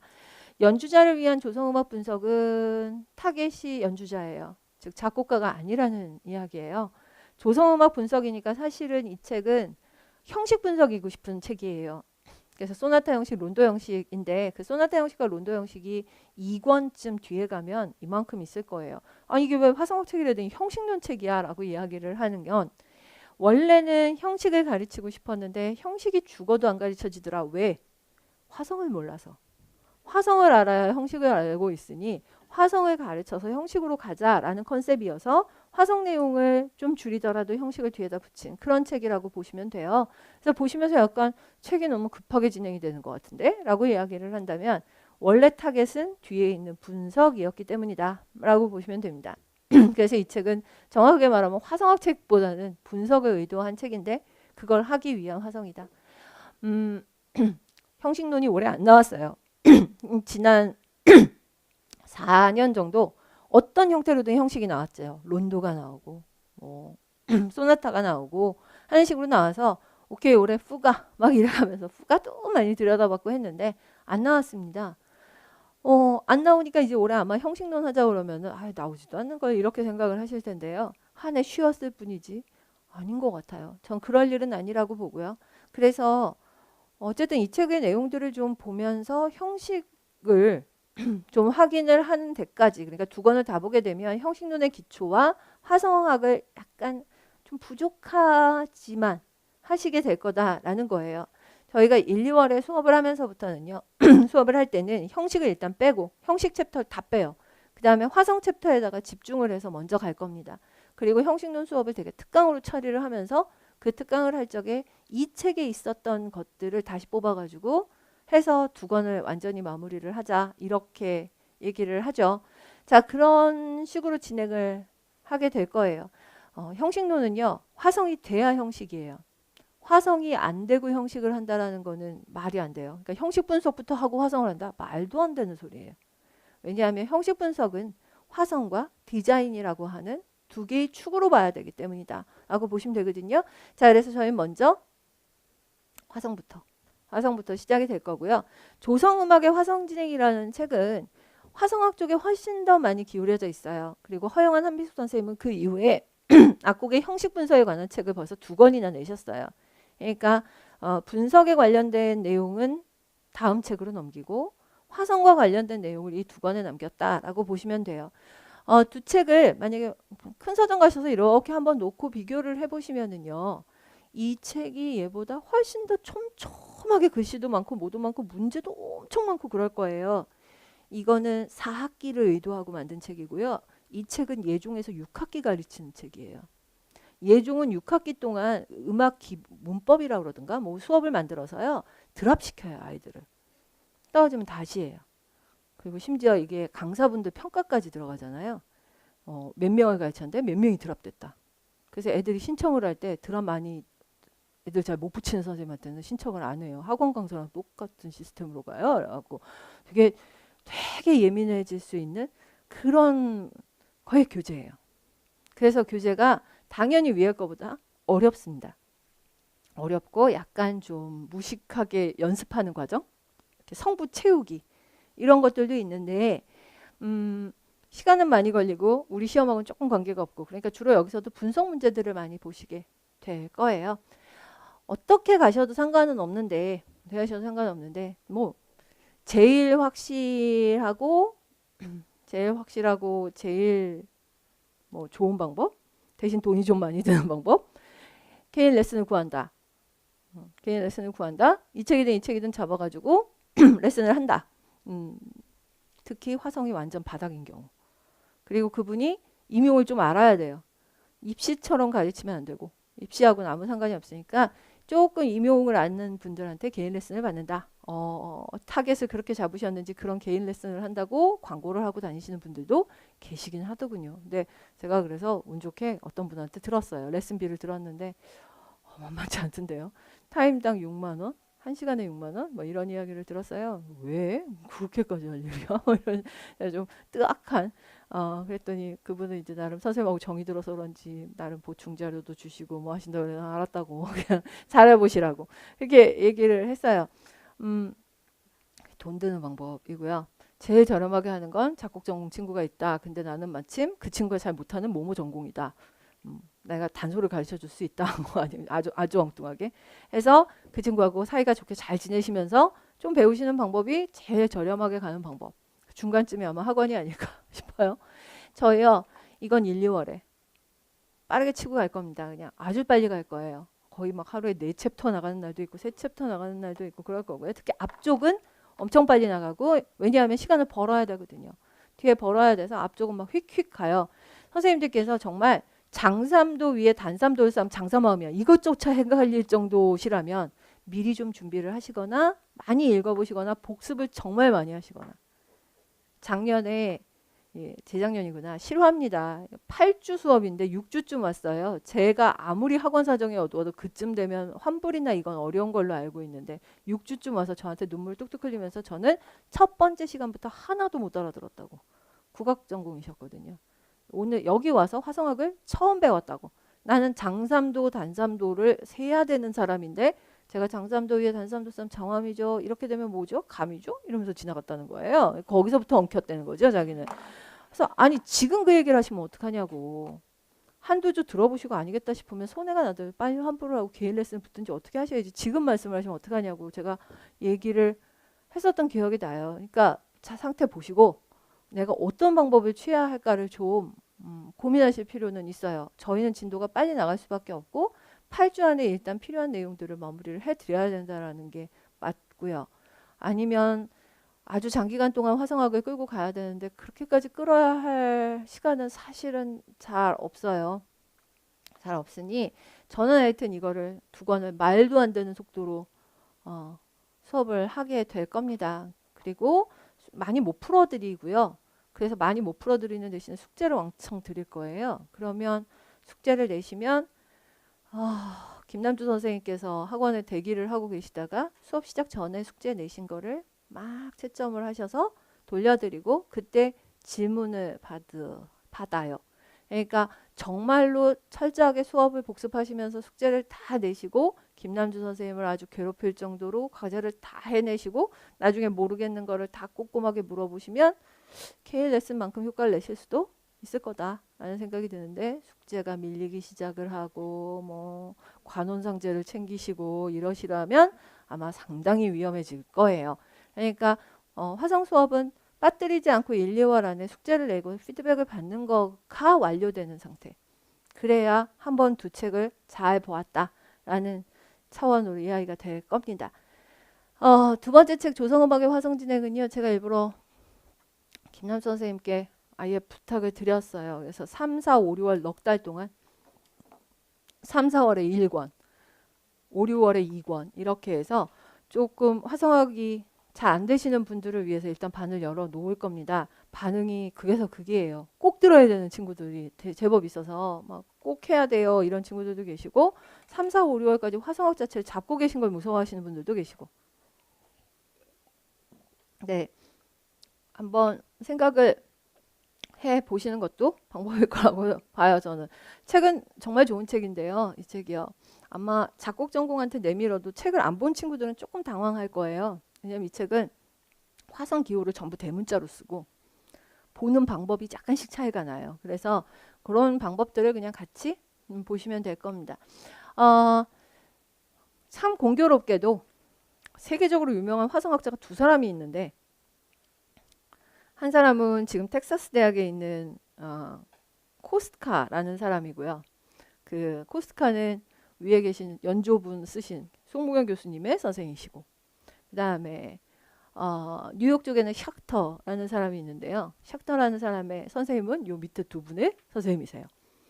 그러니까 미국에서도 제일 많이 팔리는 두 권의 화성학 책의 저자들의 제자분들이 우리나라에 오셔서 한국 실정에 맞게 많은 내용들을 줄여 쓰신 거예요. 그래서 김남수 선생님하고 저하고 이 이야기를 한참 하다가 저는 이분의 선생님께서 쓰신 외국 책과 그 책에 있는 워크북에서 숙제를 많이 드릴 거고요. 보충을 더 해야 되니까. 이 책 너무 빠르다고 말씀드렸잖아요. 그리고 아마 허영한 한미숙 선생님께서 쓰신 이 책에 선생님이 쓰신 책은 아마 김남수 선생님께서 많이 참고를 하실 겁니다. 그래서 실질적으로 이 책들과 이 책들의 원전이 되는 책들과까지 올라가고 나면 글쎄 대한민국에 나와 있는 화성학 책들 중에 정말 이렇게 사성부 풀이를 하는 옛날식 책들 빼고는 거의 뭐 커버를 하고 있다라고 생각을 하고 그럼에도 불구하고 또 부족한 게 있다면 또 보면 된다라는 생각을 저는 개인적으로 해요. 문제 풀이하다가 한두 개씩 집어넣으면 되지 뭐 라는 식으로요. 자, 그래서 그런 식으로 운영을 하게 될 거고요. 나는 작곡 전공이어서 이런 수업이 필요가 없다고 하시면 저는 뭐 당연히 그러셔야죠. 시간 줄이셔야 되니까. 그러시다면 그냥 양책의 2권들이라든가 이런 식으로 해서 스터디를 하시면서 좀 같이 풀어보시거나 화성학이 잘 되시면 그러셔도 충분할 거라고 봅니다. 그 다음에 대위법은요. 안 나오고 있어요. 그래서 마음들이 많이 놓이실지는 모르겠는데 저도 일단 기출문제가 나오면 쭉 스크롤하면서 대입법 나왔나? 대입법 나왔나? 이러면서 봐요. 근데 안 나와서 되게 고맙죠. 사실은 안 나와서 고마운데 언젠가 나오면 얘가 꽤 핵폭발을 하게 될 거다 싶어서 기본은 하고 가야 된다라는 게 생각입니다. 그리고 16세기 대위는 그러니까 1, 2월 화성 수업에 붙여서 가는데 16세기 대위가요. 일단 수업을 들어도 숙제를 풀다 보면 계속 틀린 게 정말 어마어마하게 나올 거예요. 그래서 제가 계속 선생님들께 내셔라, 내실 때까지 봐드린다, 뭐 이런 이야기를 하죠. 한 9월까지는 저는 계속 볼 각오가 되어 있고, 그래서 내시라고 이야기를 하니 과제를 드리면 계속해서 내시면 되는 겁니다. 뭐 1종으로 풀어오세요, 2종으로 풀어오세요, 뭐 이런 식으로 계속 얘기를 할 거예요. 그러면 그냥 계속 대입법 첨삭하면은 거의 뭐 글자 자기가 우선 어디다 뭘 그렸는지도 모를 정도로 뭐 어마어마한 피드백 용지를 받으시고요. 그렇게 한 2번 정도 받으시고 나면 다시 숙제를 안 내시는 분들이 되게 많으세요. 근데 되게 사람을 잘 못 알아보고 이렇게 똑바로 쳐다보고 얼굴을 잘 안 익히고 이름은 더더군다나 안 보기 때문에 저는 모든 게 짝짝이로 놀아요. 카페에 있는 닉네임과 이름과 얼굴이 세 개가 아무것도 잘 매칭이 안 되거든요. 그러니까 몇 번은 수없이 틀리셔도 돌려 보내셔도 저는 뭐 별 기억하는 게 없을 거예요. 그러니까 절대 부담 갖지 마시고 또박또박 내시기만 하면 좋겠다라는 이야기예요. 18세기 대입법책을 사야 되나라고 이야기를 하시면 사시면 뭐 집에 있으시면 좋은데 굳이 사실 건 없고요. 아마 우리나라에서 제일 많이 보는 책이 이거가 아닐까 싶은데 나이용 선생님이 번역을 하시고 켄트 캐넌이라고 하는 사람이 쓴 책인데요. 이 책이 1판인가 2판인가 그래요. 그래서 나이용 선생님이 옛날에 번역하신 책인데 이 켄트 캐넌이라는 사람이 워낙 유명한 사람이어서 이 사람 책은 벌써 4판인가 5판인가가 나와 있어요. 4판인가 5판인가 나와 있고 저는 그 책을 가지고 있는데 책의 내용이 많이 바뀌었음에도 불구하고 저는 이론 전공이지만 제가 참 슬픈 건 저는 대한민국에서 하는 이론 전공인데 지금 막 외국에서 들어오는 논문을 들여다보면요. 이거 무슨 소리지? 나 진짜 공부 안 해 큰일 났다 이러면서 되게 쫄아요. 공부를 좀 해야 되겠다. 더 해야 되겠다. 그러니까 한국하고 미국하고 사이에 약간 갭이 있어요. 그래서 선생님들끼리 모여 공부를 하면서 열심히 해야 돼. 이거 외국 걸 못 쫓아가. 뭐 이러면서 가요. 저희가 수업에 들어가서 하는 거는요. 제가 학교 다닐 때 간 거 그대로 가르쳐요. 그대로 가르쳐요. 정말로요. 켄트 캐넌이 4판을 냈든 5판을 냈든 그건 저 혼자 집에서 저 만족을 위해서 보는 거고요. 그 시험에도 안 나와요. 여전히 이 책이에요. 이 책은 지금요. 아마 한 5, 6천 원이면 사실 거예요. 네. 저작권도 없던 시절에 그냥 무조건 갖다 번역하신 책이어갖고요. 나인용 교수님께서 직접 쓰신 대입법 책도 있어요. 근데 불행히도 제가 알기로도 팔리는 숫자도 쓰는 숫자도 번역하신 책이 더 많은 걸로 알고 있어요. 정말 좋은 책이고요. 이 책은 뭐 가지고 계시면은 나쁠 건 없어요. 근데 18세기 대위까지 해야 돼요라고 하면 18세기 대위가 뭐냐라는 것부터 다시 얘기를 해야 되는데 18세기 대위는 캐논, 인벤션, 후가를 보는 거예요.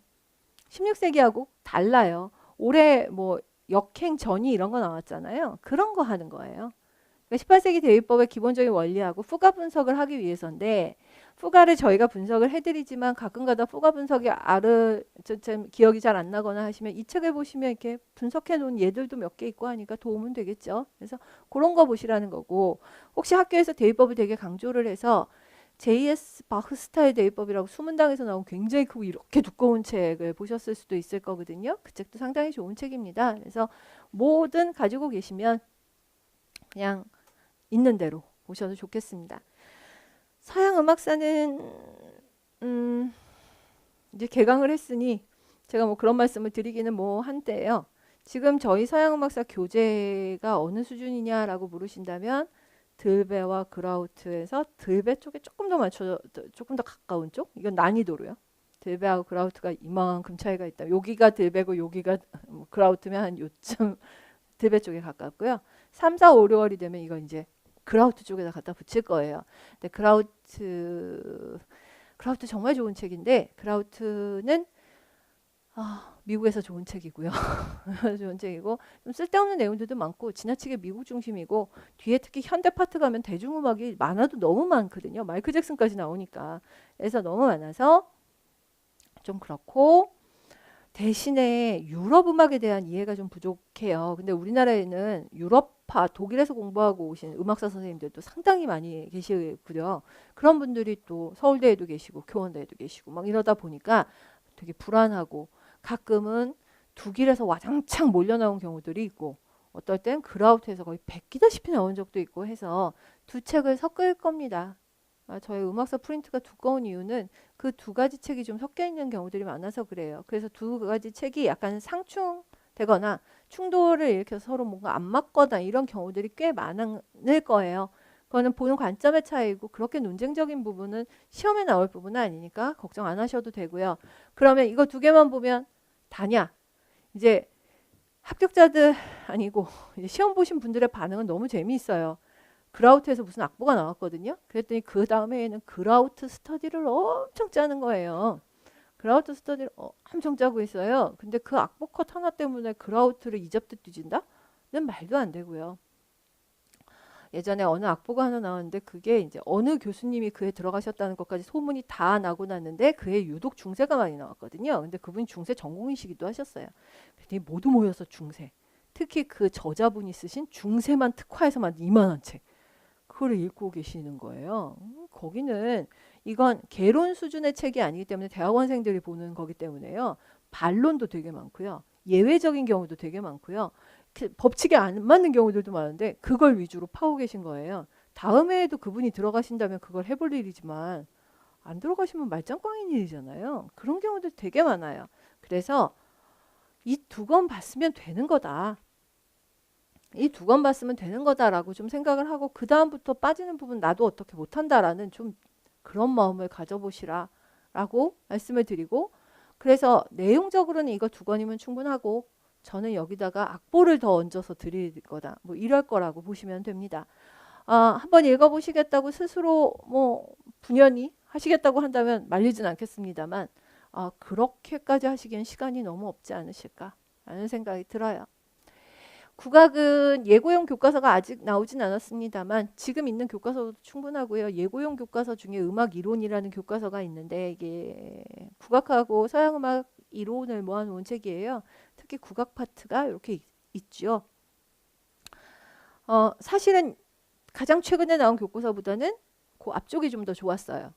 그러면 그 책을 어디서 구해요라고 하시면은 제가 좀 뭐하기는 한데 어떤 차이가 있었냐면 요 앞에 교과서는 국악 이론을 한 파트 이렇게 만들어 놓고 책이 딱 반으로 나뉘어서 그 다음에 서양 음악 이론이 나왔거든요. 지금 교과서 어떻게 돼 있냐면 뭐 소리의 실제 이러더니 국악 이론에서 소리에 관련된 얘기한 거하고 서양에서 소리에 관련된 거 하고 기보법 이러더니 서양 기보, 국악 기보, 악곡 형식 이러더니 서양 형식, 국악 형식 이렇게 나서 국악을 책에서 계속 찾으면서 봐야 돼요.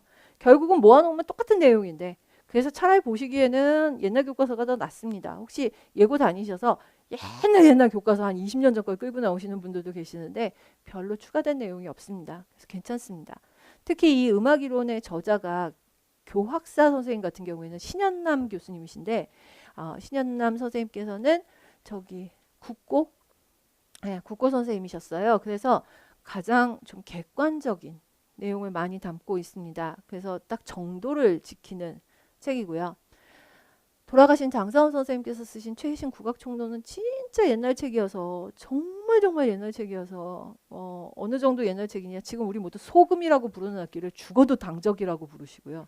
소금이 없어요. 그 책에는. 계속 그런 책이에요. 사물놀이 이런 것도 없고요. 이게 아주 옛날 그런 예론들을 위주로 하고 있어요. 그리고 최근에 나온 책이 김영훈 선생님의 국악 개론이라는 책입니다.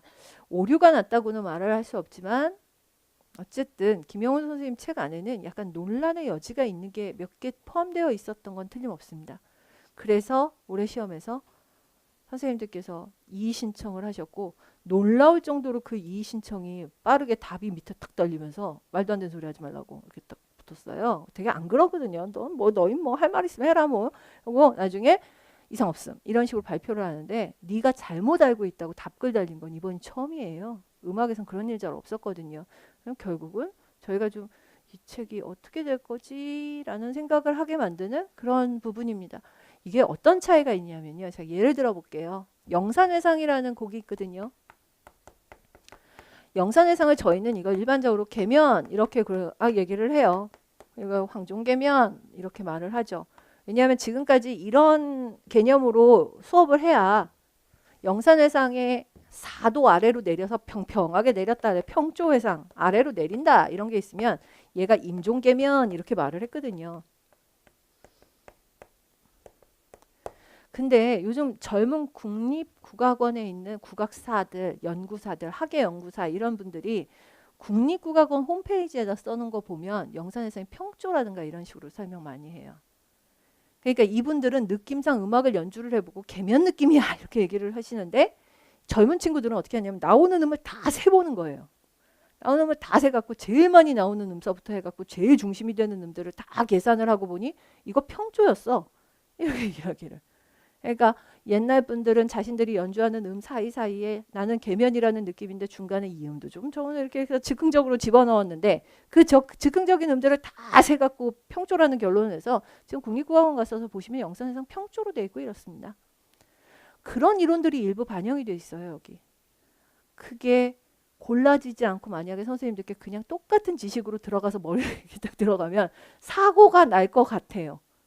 사고가 날 것 같아요. 이걸 아주 세심하게 한 줄 한 줄 읽으면서 아예 가르든지.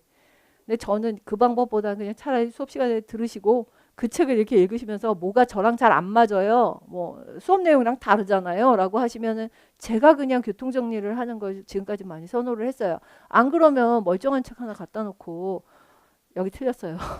여기 이거 요즘 하는 사람들이 이러지만 원래는 이런 얘기 잘 안 해요. 뭐 이런 식의 이야기를 계속하게 되면 선생님 보시면서 짜증이 나실 거거든요. 그러니까 그렇게 안 했으면 좋겠어요. 틀림없이 10년 후쯤엔 다른 얘기를 할 수도 있을 거예요. 젊은 국악사들이 점점 더 목소리가 커져서 우리 그동안 알아왔던 거 잘못한 것 같아 라고 말을 할 수도 있죠. 우리가 보통 이야기를 할 때 수제처는 남녀 계면이에요. 남녀 계면이에요. 국립국악원 찾아보시면 또 나올 거예요. 당연히 남녀 계면이라고 쓰시죠. 남녀 계면 이렇게 쓰시는데요. 김영호 선생님 책 오늘 뭐 가서 보시면 보실 수 있어요. 남녀 계면에서 몇 마디까지 시작을 했다. 그 다음에 무슨 평조로 간다라고 나와요. 무슨 평조로 간다고. 선생님 특히 이 뒷얘기가 너무 인상이 지워져 갖고 막 이러고 토리도 무슨 어사용 토리 막 이런 거 알고 계시고 좀 그게 문제가 아니거든요. 그래서 약간 그런 내용들이 좀 아직 좀 뭐랄까 임용생들이 보기에 약간 섣부른 지식 같아 보이는 부분들이 몇 개가 틀림없이 포함되어 있는 건 틀림이 없어요. 그래서 정말 보시고 싶으시다면 장사원 선생님 책하고 이렇게 좀 같이 가시거나 아니면 예고책을 보시고 보시거나 내가 봤을 때 이런 얘기는 처음 들어봐요 하면은 카페에다 질문 올리시면 제가 답을 열심히 답니다. 그러니까 그렇게 하시면서 보셨으면 좋겠어요. 조금 문제가 있죠. 우리 국악하시는 선생님들께서는 아직도 돌아가신 장사원 선생님 제자분들이 너무 많으세요. 그래서 장사원 선생님의 이론이 굉장히 뭐 많이 먹혀들고 있죠. 장사원 선생님 책은 이것뿐만이 아니라 한국사 책도 있고 뭐도 있고 그러니까 한국 음악사 책도 있고 악기론 책도 있고 그래서 굉장히 뭐 많습니다. 물론 이 책에도 오류 많죠. 장사원 선생님 책도 말도 못하게 오류가 많습니다. 그래서 그 책을 또 베낀 책도 오류가 많고요. 혹시 뭐 국악을 해결합니다라는 이성천 선생님 책도 보셨을지 모르겠는데 그 책도 그렇습니다. 그래서 책들이 갖고 있는 오류들 뭐 이런 것들이 조금씩 있으니 그 최대한 피하면서 뭐 수업은 하겠지만 혹시 이상한 일이 있거나 아니면 책 보시다가 이상하시면 그때그때 말씀을 하시면 될 것 같습니다. 무조건 다 믿고 가기에는 조금 좀 아닌 경우들도 많고 보는 사람들마다 얘기하는 것도 다르고 그런 경우들이 많을 거예요. 일단 이 정도는 이제 그 개론처럼 말씀을 드렸고요. 제가 1년 지내시기 위해 제 부탁을 드리고 싶은 건 건강이에요. 이런 무슨 말 하나만 하는 소리를 하네라고 하실지 모르겠는데 진짜로요. 그러니까 지금 실기 준비하시는 분들이 수업 실현 시간 잡아놓고 취소하는 거 카페에서 많이 보셨을 거예요. 수업 실현이요, 뭐 조교님 저준미요, 뭐 이러면서 비대수로 달게요가 전부 수업 실현 취소입니다. 다 아파요. 지금 아프면 어쩌자는 건데 라는 생각이 들잖아요. 다음 주에 쌩쌩하게 장구 치고 노래 부르고 피아노 치고 노래 불러야 되는 사람들이, 단소 불어야 되는 사람들이 막 코가 막혀서 어쩔 줄을 몰라 하고 뭐 이러고 있으니 답답한 노릇인데, 일단 감기가 많이 유행을 하는 것도 사실이고, 우리 이번 설명에 늦어진 것처럼 노량진에 결핵이 돈다는 둥 뭐 별 소리가 다 나온 것도 사실인데, 기본적으로는 좀 체력을 키우시고요. 그때그때마다 무슨 예방주사 뭐 맞으라고 도는 건 일단 다 맞아보고 이러시면서, 비타민 D 뭐 이런 거 좀 맞으라고 그러던데요. 햇볕을 너무 안 쬐가지고 몸이 안 좋아진대요. 그래서 그런 것들도 그렇고 하시고, 관리 잘 하시고, 잘 챙겨 드시고, 이게 되게 필요해요. 노량진은 딱 병나기 좋은 곳이에요. 예전에 저희 조교 하나가 갑자기 쓰러져 갖고 왜 그랬냐 그랬더니, 그냥 나가서 밥 먹기 싫고 줄 서서 식판에다 밥 먹기가 싫어서 햇반하고 김만 2달을 먹고서는 갑상선 쪽에 문제가 생겨가지고 들어 누웠어요. 그런 건 진짜 오래 가는 병이잖아요. 오래 끌고 가는 병이고. 그래서 뭐 문제가 되는 친구들도 되게 많이 봤고요. 그러니까 그냥 혼자도 밥 잘 먹을 수 있어야 되고 여기 계시려면 혼자 먹는 것도 두렵지 않아야 되고, 뭐 워낙 음식들이 좀 그래 놔서 노량진이요, 이 그 뭐지, 집세가 너무 비싸답니다. 임대료가 너무 비싸가지고 모든 식당들이 거의 식구들끼리 운영을 하는 가내수공업이라고 해요. 그러지 않으면 마진이 안 남는데요. 그러면 뻔하잖아요. 사실 음식의 수준이라고 이야기를 하는 건. 그러니까 당연히 비싸질 수밖에 없어요. 비싸지는데도 한계가 있지. 제가 처음에 노량진 왔을 때 식구 한 100장에 18만 원 이렇게 써 있는 거 보고 왔거든요. 많이 올랐죠, 지금. 제법 많이 올랐을 거예요. 그래서 내가 한 끼에 1,800원짜리 밥은 대학에서도 요즘 못 보는 것 같은데 라고 지나가면서 보면서, 애들이 도대체 뭘 먹고 살지? 라고 제가 처음 좀 정신을 차리고 수험생들이 어떻게 살고 있나를 좀 깨달았던 때라고 할까요? 되게 철이 없었거든요, 옛날에.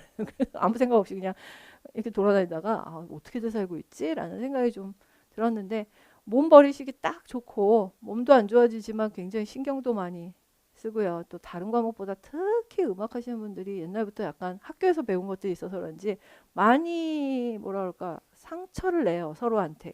학교에서 당했던 것 같은 거를 또 당하실 수도 있고, 좀 뭐랄까, 전국 규모로 모여 있기 때문에 전대미문의 이상한 사람을 볼 수도 있어요. 그래서 진짜 뭐 저런 게 있냐 싶을 정도의 일도 많이 당하실 수 있으니, 스터디 구하시거나 하시는 걸 막 급하게 하시기보다는 조금 좀 지내보시고, 할래에게 좀 늦게 나왔으면 좋겠어요. 인위적으로 스터디 안 짜드리는 이유이기도 해요. 진짜 제가 짠 스터디에 진짜 전대미문에 누군가를 집어넣어서 거의 난리 나는 꼴을, 어떤 분이 저한테 그 얘기 하셔가지고, 저는 스터디를 짜기만 하면 깨져요 뭐 이런 이야기를 하시는데, 나중에 그 얘기도 들었어요. 선생님, 걔는 학교 다닐 때부터도 언제나 그런 식이었어요 라고 이야기를 해서, 저한테 얘기하신 분도 특이하셨지만 그분 옛날부터 유명하셨다라고 얘기해 주신 분도 계시고, 뭐 계속 이런 식이거든요. 이건 사람이 누가 좋고 나빠서라기보다 합의라고 흔히 하죠. 예, 어떻게 만나서 어떤 시너지를 내느냐가 중요한 것 같아요. 진짜 평생 친구를 만나실 수도 있고, 예전에 어느 합격자가 먼저 썼는데, 내가 너 같은 소울메이트를 여기서 만날 줄은 몰랐다 뭐 이런 식으로 또 막 이렇게 댓글이 달려서, 그 두 사람은 정말 거의 이렇게 정말 원래 자매야 싶을 정도로 같이 다니셨던 분들도 생길 수 있고, 뭐 정말 죽기 살기로 싸우시는 분들도 엄청 많이 봤고요. 그러니까 스터디는 조금 시간 두고 짜시고, 소문 같은 거 두려워하지 마시고, 아니겠다 싶으면 빨리 깨시는 것도 방법이고요. 저는 그 얘기 잘해요. 그냥 수업 실현하려고 모였는데 2번 해보니까 벌써 아닌 것 같아요. 빨리 깨세요 라고 이야기를 하는데, 인간관계로 너무 힘들어질 테니까요. 좀 그냥 계속 드리는 말씀이, 느긋하게 지내셔야 되고, 좀 예민하지 않고 좀 둔한 사람처럼, 둔한 사람이 되셔야 돼요. 그리고 그렇게 좀 마인드 컨트롤을 하시는 게 나중에 시험장 가셔서도 그대로 적용이 될 거예요. 제가 편견을 가지시지 말라고 아주 대놓고 이런 소리 잘하는데요. 저희 애도 청소년 소아정신과에 다녔었어요. 제가 정신과에 다닐 때, 뭐 다닐 정도는 아니었지만 하여튼 어쩌다 한 번씩 가긴 했지만 다녔고, 다녔을 때 병원 로비에서 저한테 그 얘기를 했어요. 뭐라고, 이거를 기록을 안 남겨드릴 수도 있습니다. 기록을 전혀 안 남기고 뭐 보험공단에도 신고하지 않고 그냥 일반 환자로 해서 해드릴까요? 라고 이야기를 하는데 왜요? 라고 물었어요. 대려. 뭐 세금공제 받고 뭐 이런 거를 포기하는 대신에 아이가 정신과를 다녔다는 기록을 지워주겠다는 거예요. 필요 없다고. 이거 뭐 무슨 큰일이냐고. 라고 말을 했고, 뭐, 그게 무슨 상관이에요? 아니, 다 올려주세요? 이야기를 하고, 내가 정신과 다닌 건 언제나 카드 결제를 하고, 동네 병원은 그냥 몇천 원이니까 현금 내고 그냥 현금 영수증도 안 받고 휙 지나가도, 이건 그냥, 몇만 원씩 하잖아요. 그래서 그렇게 했어요. 저희 애는 아주 특정 과목의 시험을 볼 때 얼굴이 백지창처럼 됐다가, 뭐 노래졌다 하얘졌다가, 뭐 시험을 전혀 못 보는 정도였어요. 한 과목 정도. 그래서 그것 때문이었는데, 뭐 진단도 나왔고 뭐 의사 선생님하고 그런 경우에 그 시험 보는 날 아침에만 먹는 아주 작은 하얀 알약도 하나 있었고 저도 잘 몰랐는데 ADHD라고 이야기하는 건 막 돌아다니는 극성 떠는 애들이잖아요. 근데 겉으로 보는 행동은 얌전한데 머릿속이 그렇게 복잡한 애들이 있대요. 약간 좋게 보면 창의적이고 엉뚱하고 나쁘게 보면 약간 좀 경상도 말로 하다닥 된다고 그런 표현도 쓰던데 그런 아이예요. 그러니까 정신이 없는 거예요. 제가 이렇게 수학 푸는 거 이렇게 옆에서 식탁에서 뭐 이렇게 보고 있다가 아주 공상과학 소설 쓰는구나 내가 뭐라고 욕을 좀 한 적이 있는데 일단 윗줄에는 더하기였다가 이코를 붙이면서 곱하기로 변해 있고 뭐 이러면서 아주 뭐 창의적인 수학을 풀고 있어요. 그래서 제가 한 두 단쯤 가서 답이 한 8만 정도 나오면 이상하지 않니? 20 막 이렇게 나오면 몰라도 8만까지 올라간 건 이상한 거지. 좀 생각을 좀 해봐라고 했더니 곱해놔서 그래요. 더 할 걸. 근데 그런 식으로 이렇게 좀 들뜨는. 근데 저는 음악하는 사람들 중에 많을 거라고 생각을 해요. 이런 사람들이. 시험 보는데 너무 긴장해서 연주 공포가 너무 싫어서 임용 공부하시겠다는 분도 뵀어요. 그런 분이야말로 정말 약간의 치료가 필요하실 거라고 보고요. 힘드시면 괜히 옆에 있는 사람한테 내가 이렇게 힘들다고 말하지 마시고 차라리 병원을 가시거나 상담소를 찾으시거나 하는 게 훨씬 더 나아요. 괜히 누구 붙잡고 나는 요즘 잠을 못 자고 뭐 어쩌고저쩌고 막 얘기를 했는데 동네에 약간 이상한 애가 되어 있더라. 걔 제정신이 아니래. 뭐 이러면서 걔랑 스터디하면 안 돼. 뭐 이렇게 얘기를 하는 것보다는 차라리 그냥 조용히 병원을 한번 다녀오시는 게 의사들은 당연히 입 다물어줄 의무가 있고 뭐 이렇게 돼요. 저는 이렇게 저는 심리학을 복수 전공을 했고요. 당연히 이런 건 당연한 거라고 생각을 했고 외국 같은 경우에는 심리학자를 찾아가든 정신과 의사를 찾아가든 직장에서 다 대줘요. 독일은. 의사를 찾아가서 약을 먹든 심리학자하고 장기간 동안 상담을 하든 직장에서 나중에 받은 스트레스를 거기 가서 해결을 하고 오는 게 당연히 복지라고 생각하기 때문에 전액을 다 해주도록 되어 있고 직업이 없으면 나라에서 준대요. 참 그런 꿈 같은 복지를 기대할 수는 없겠지만 돈이 드셔도 그게 돈이 덜 드는 방법이라는 생각을 좀 하시면 좋겠어요. 사실 심리학자를 만나셔도 그렇고 비용은 좀 들더라고요. 굉장히 많이 들고 한 번에 딱 좋아지지도 않고요. 차라리 처음에 검사 받고 이러느라고 좀 돈이 들어도 병원이 나을 수도 있고요. 심리학자들은 아주 길게 잡거든요. 뭐든지. 그리고 말하라고 하고 뭐 이런 것들을 하고 근데 저는 조금 그렇게까지 뭐 바닥까지 다 털어갖고 나를 보여주는 것 자체를 좀 제가 전공을 했음에도 불구하고 되게 싫어해서 그냥 바로 그냥 병원으로 데리고 갔었는데 선생님들이 어디를 선택을 하시든 너무 힘드실 때 가서 만나보시는 것도 좋아요. 저는 안 되고 가시는 분들을 더 많이 뵙긴 했어요. 시험에 떨어지고 나서 너무 자존감이 떨어져서 매일매일 그냥 어디서 정말 노량진 오는 한강철교 내려다보면서 빠져버릴까 뭐 별 생각을 다 하시고 이러는 것보다는 힘드실 때 가서 좀 도움을 받으시고요. 그분들은 그런 상태를 잘 받아주실 만한 뭐도 있어요. 그리고 이 노량진 일대에는 우리 말고도 너무나 시험 보는 사람들이 많기 때문에 시험 보는 사람들을 위한 내과 같은 데서도 약간 공황장애 같은 거 오는 분들한테 처방을 하는 약도 있다는 이야기를 얼핏 들었어요. 어딘진 잘 모르고. 그러니까 뭐 소문이나 이런 거 보시고 가셔도 되고 한의원을 정기적으로 다니시는 분들도 되게 많이 봤고요. 요즘 막 허리 목 안 좋으신 분들 다 너무 많아서 건강 관리를 꼭 잘 하셔서 11월까지도 안 아파야 되지만 그 다음까지도 해요. 지금 기본 이론반이 개강을 했는데 다음 주에 실기 시험을 보고 다다음 주에 면접을 보고 끝이 나니까 1년이 넘는 일이죠. 1년이 넘는 일이고 차라리 아플려면 앞쪽에 아파야 되고 뒤로 가면서 점점 더 건강해지셔야 되는데 그러지 못하시면 진짜 힘드실 거거든요. 그래서 좀 체력 관리를 하시고 오죽하면 여기 이렇게 헬스클럽이 많겠습니까? 운동해야 되겠다고 생각하는 사람들이 많아지고 있다는 거죠. 너무 몸이 꺼지니까. 그래서 그렇게 운동도 좀 해보시고 그러셨으면 좋겠어요. 뭐 공무원 체력학원 이런 데는 안 가시는 거고요. 그냥 보통 헬스 공무원 체력학원은 오로지 하는 게 이런 거래요. 이렇게 사람을 꽉 잡아야 되잖아요. 그래서 악력 테스트 뭐 이런 거 그런 거 한대요. 여기 경찰직 이런 것도 많아가지고요. 그래서 그런 거 한다니까 말고 그냥 운동하실 수 있는데 잡으셔서 좀 정기적으로 부지런히 한 1년만 딴 사람처럼 살아보시면 교사가 되시면 또 더 그렇게 사시겠지만 그렇게 해 보셨으면 좋겠습니다. 일단 제가 오늘 드려야 될 기본적인 이야기는 이 정도고요. 저희 한 10분 정도 쉬고 잠깐이라도 수업을 해야 됩니다. 12시에 밥 먹겠다고 나가면 아마 줄 서시다가 하루가 다 가실 거예요. 그래서 1시쯤 일단 잠깐 마치고 점심을 드시고 2시에 다시 시작해서 끝내고 이렇게 하는 걸로 하고요.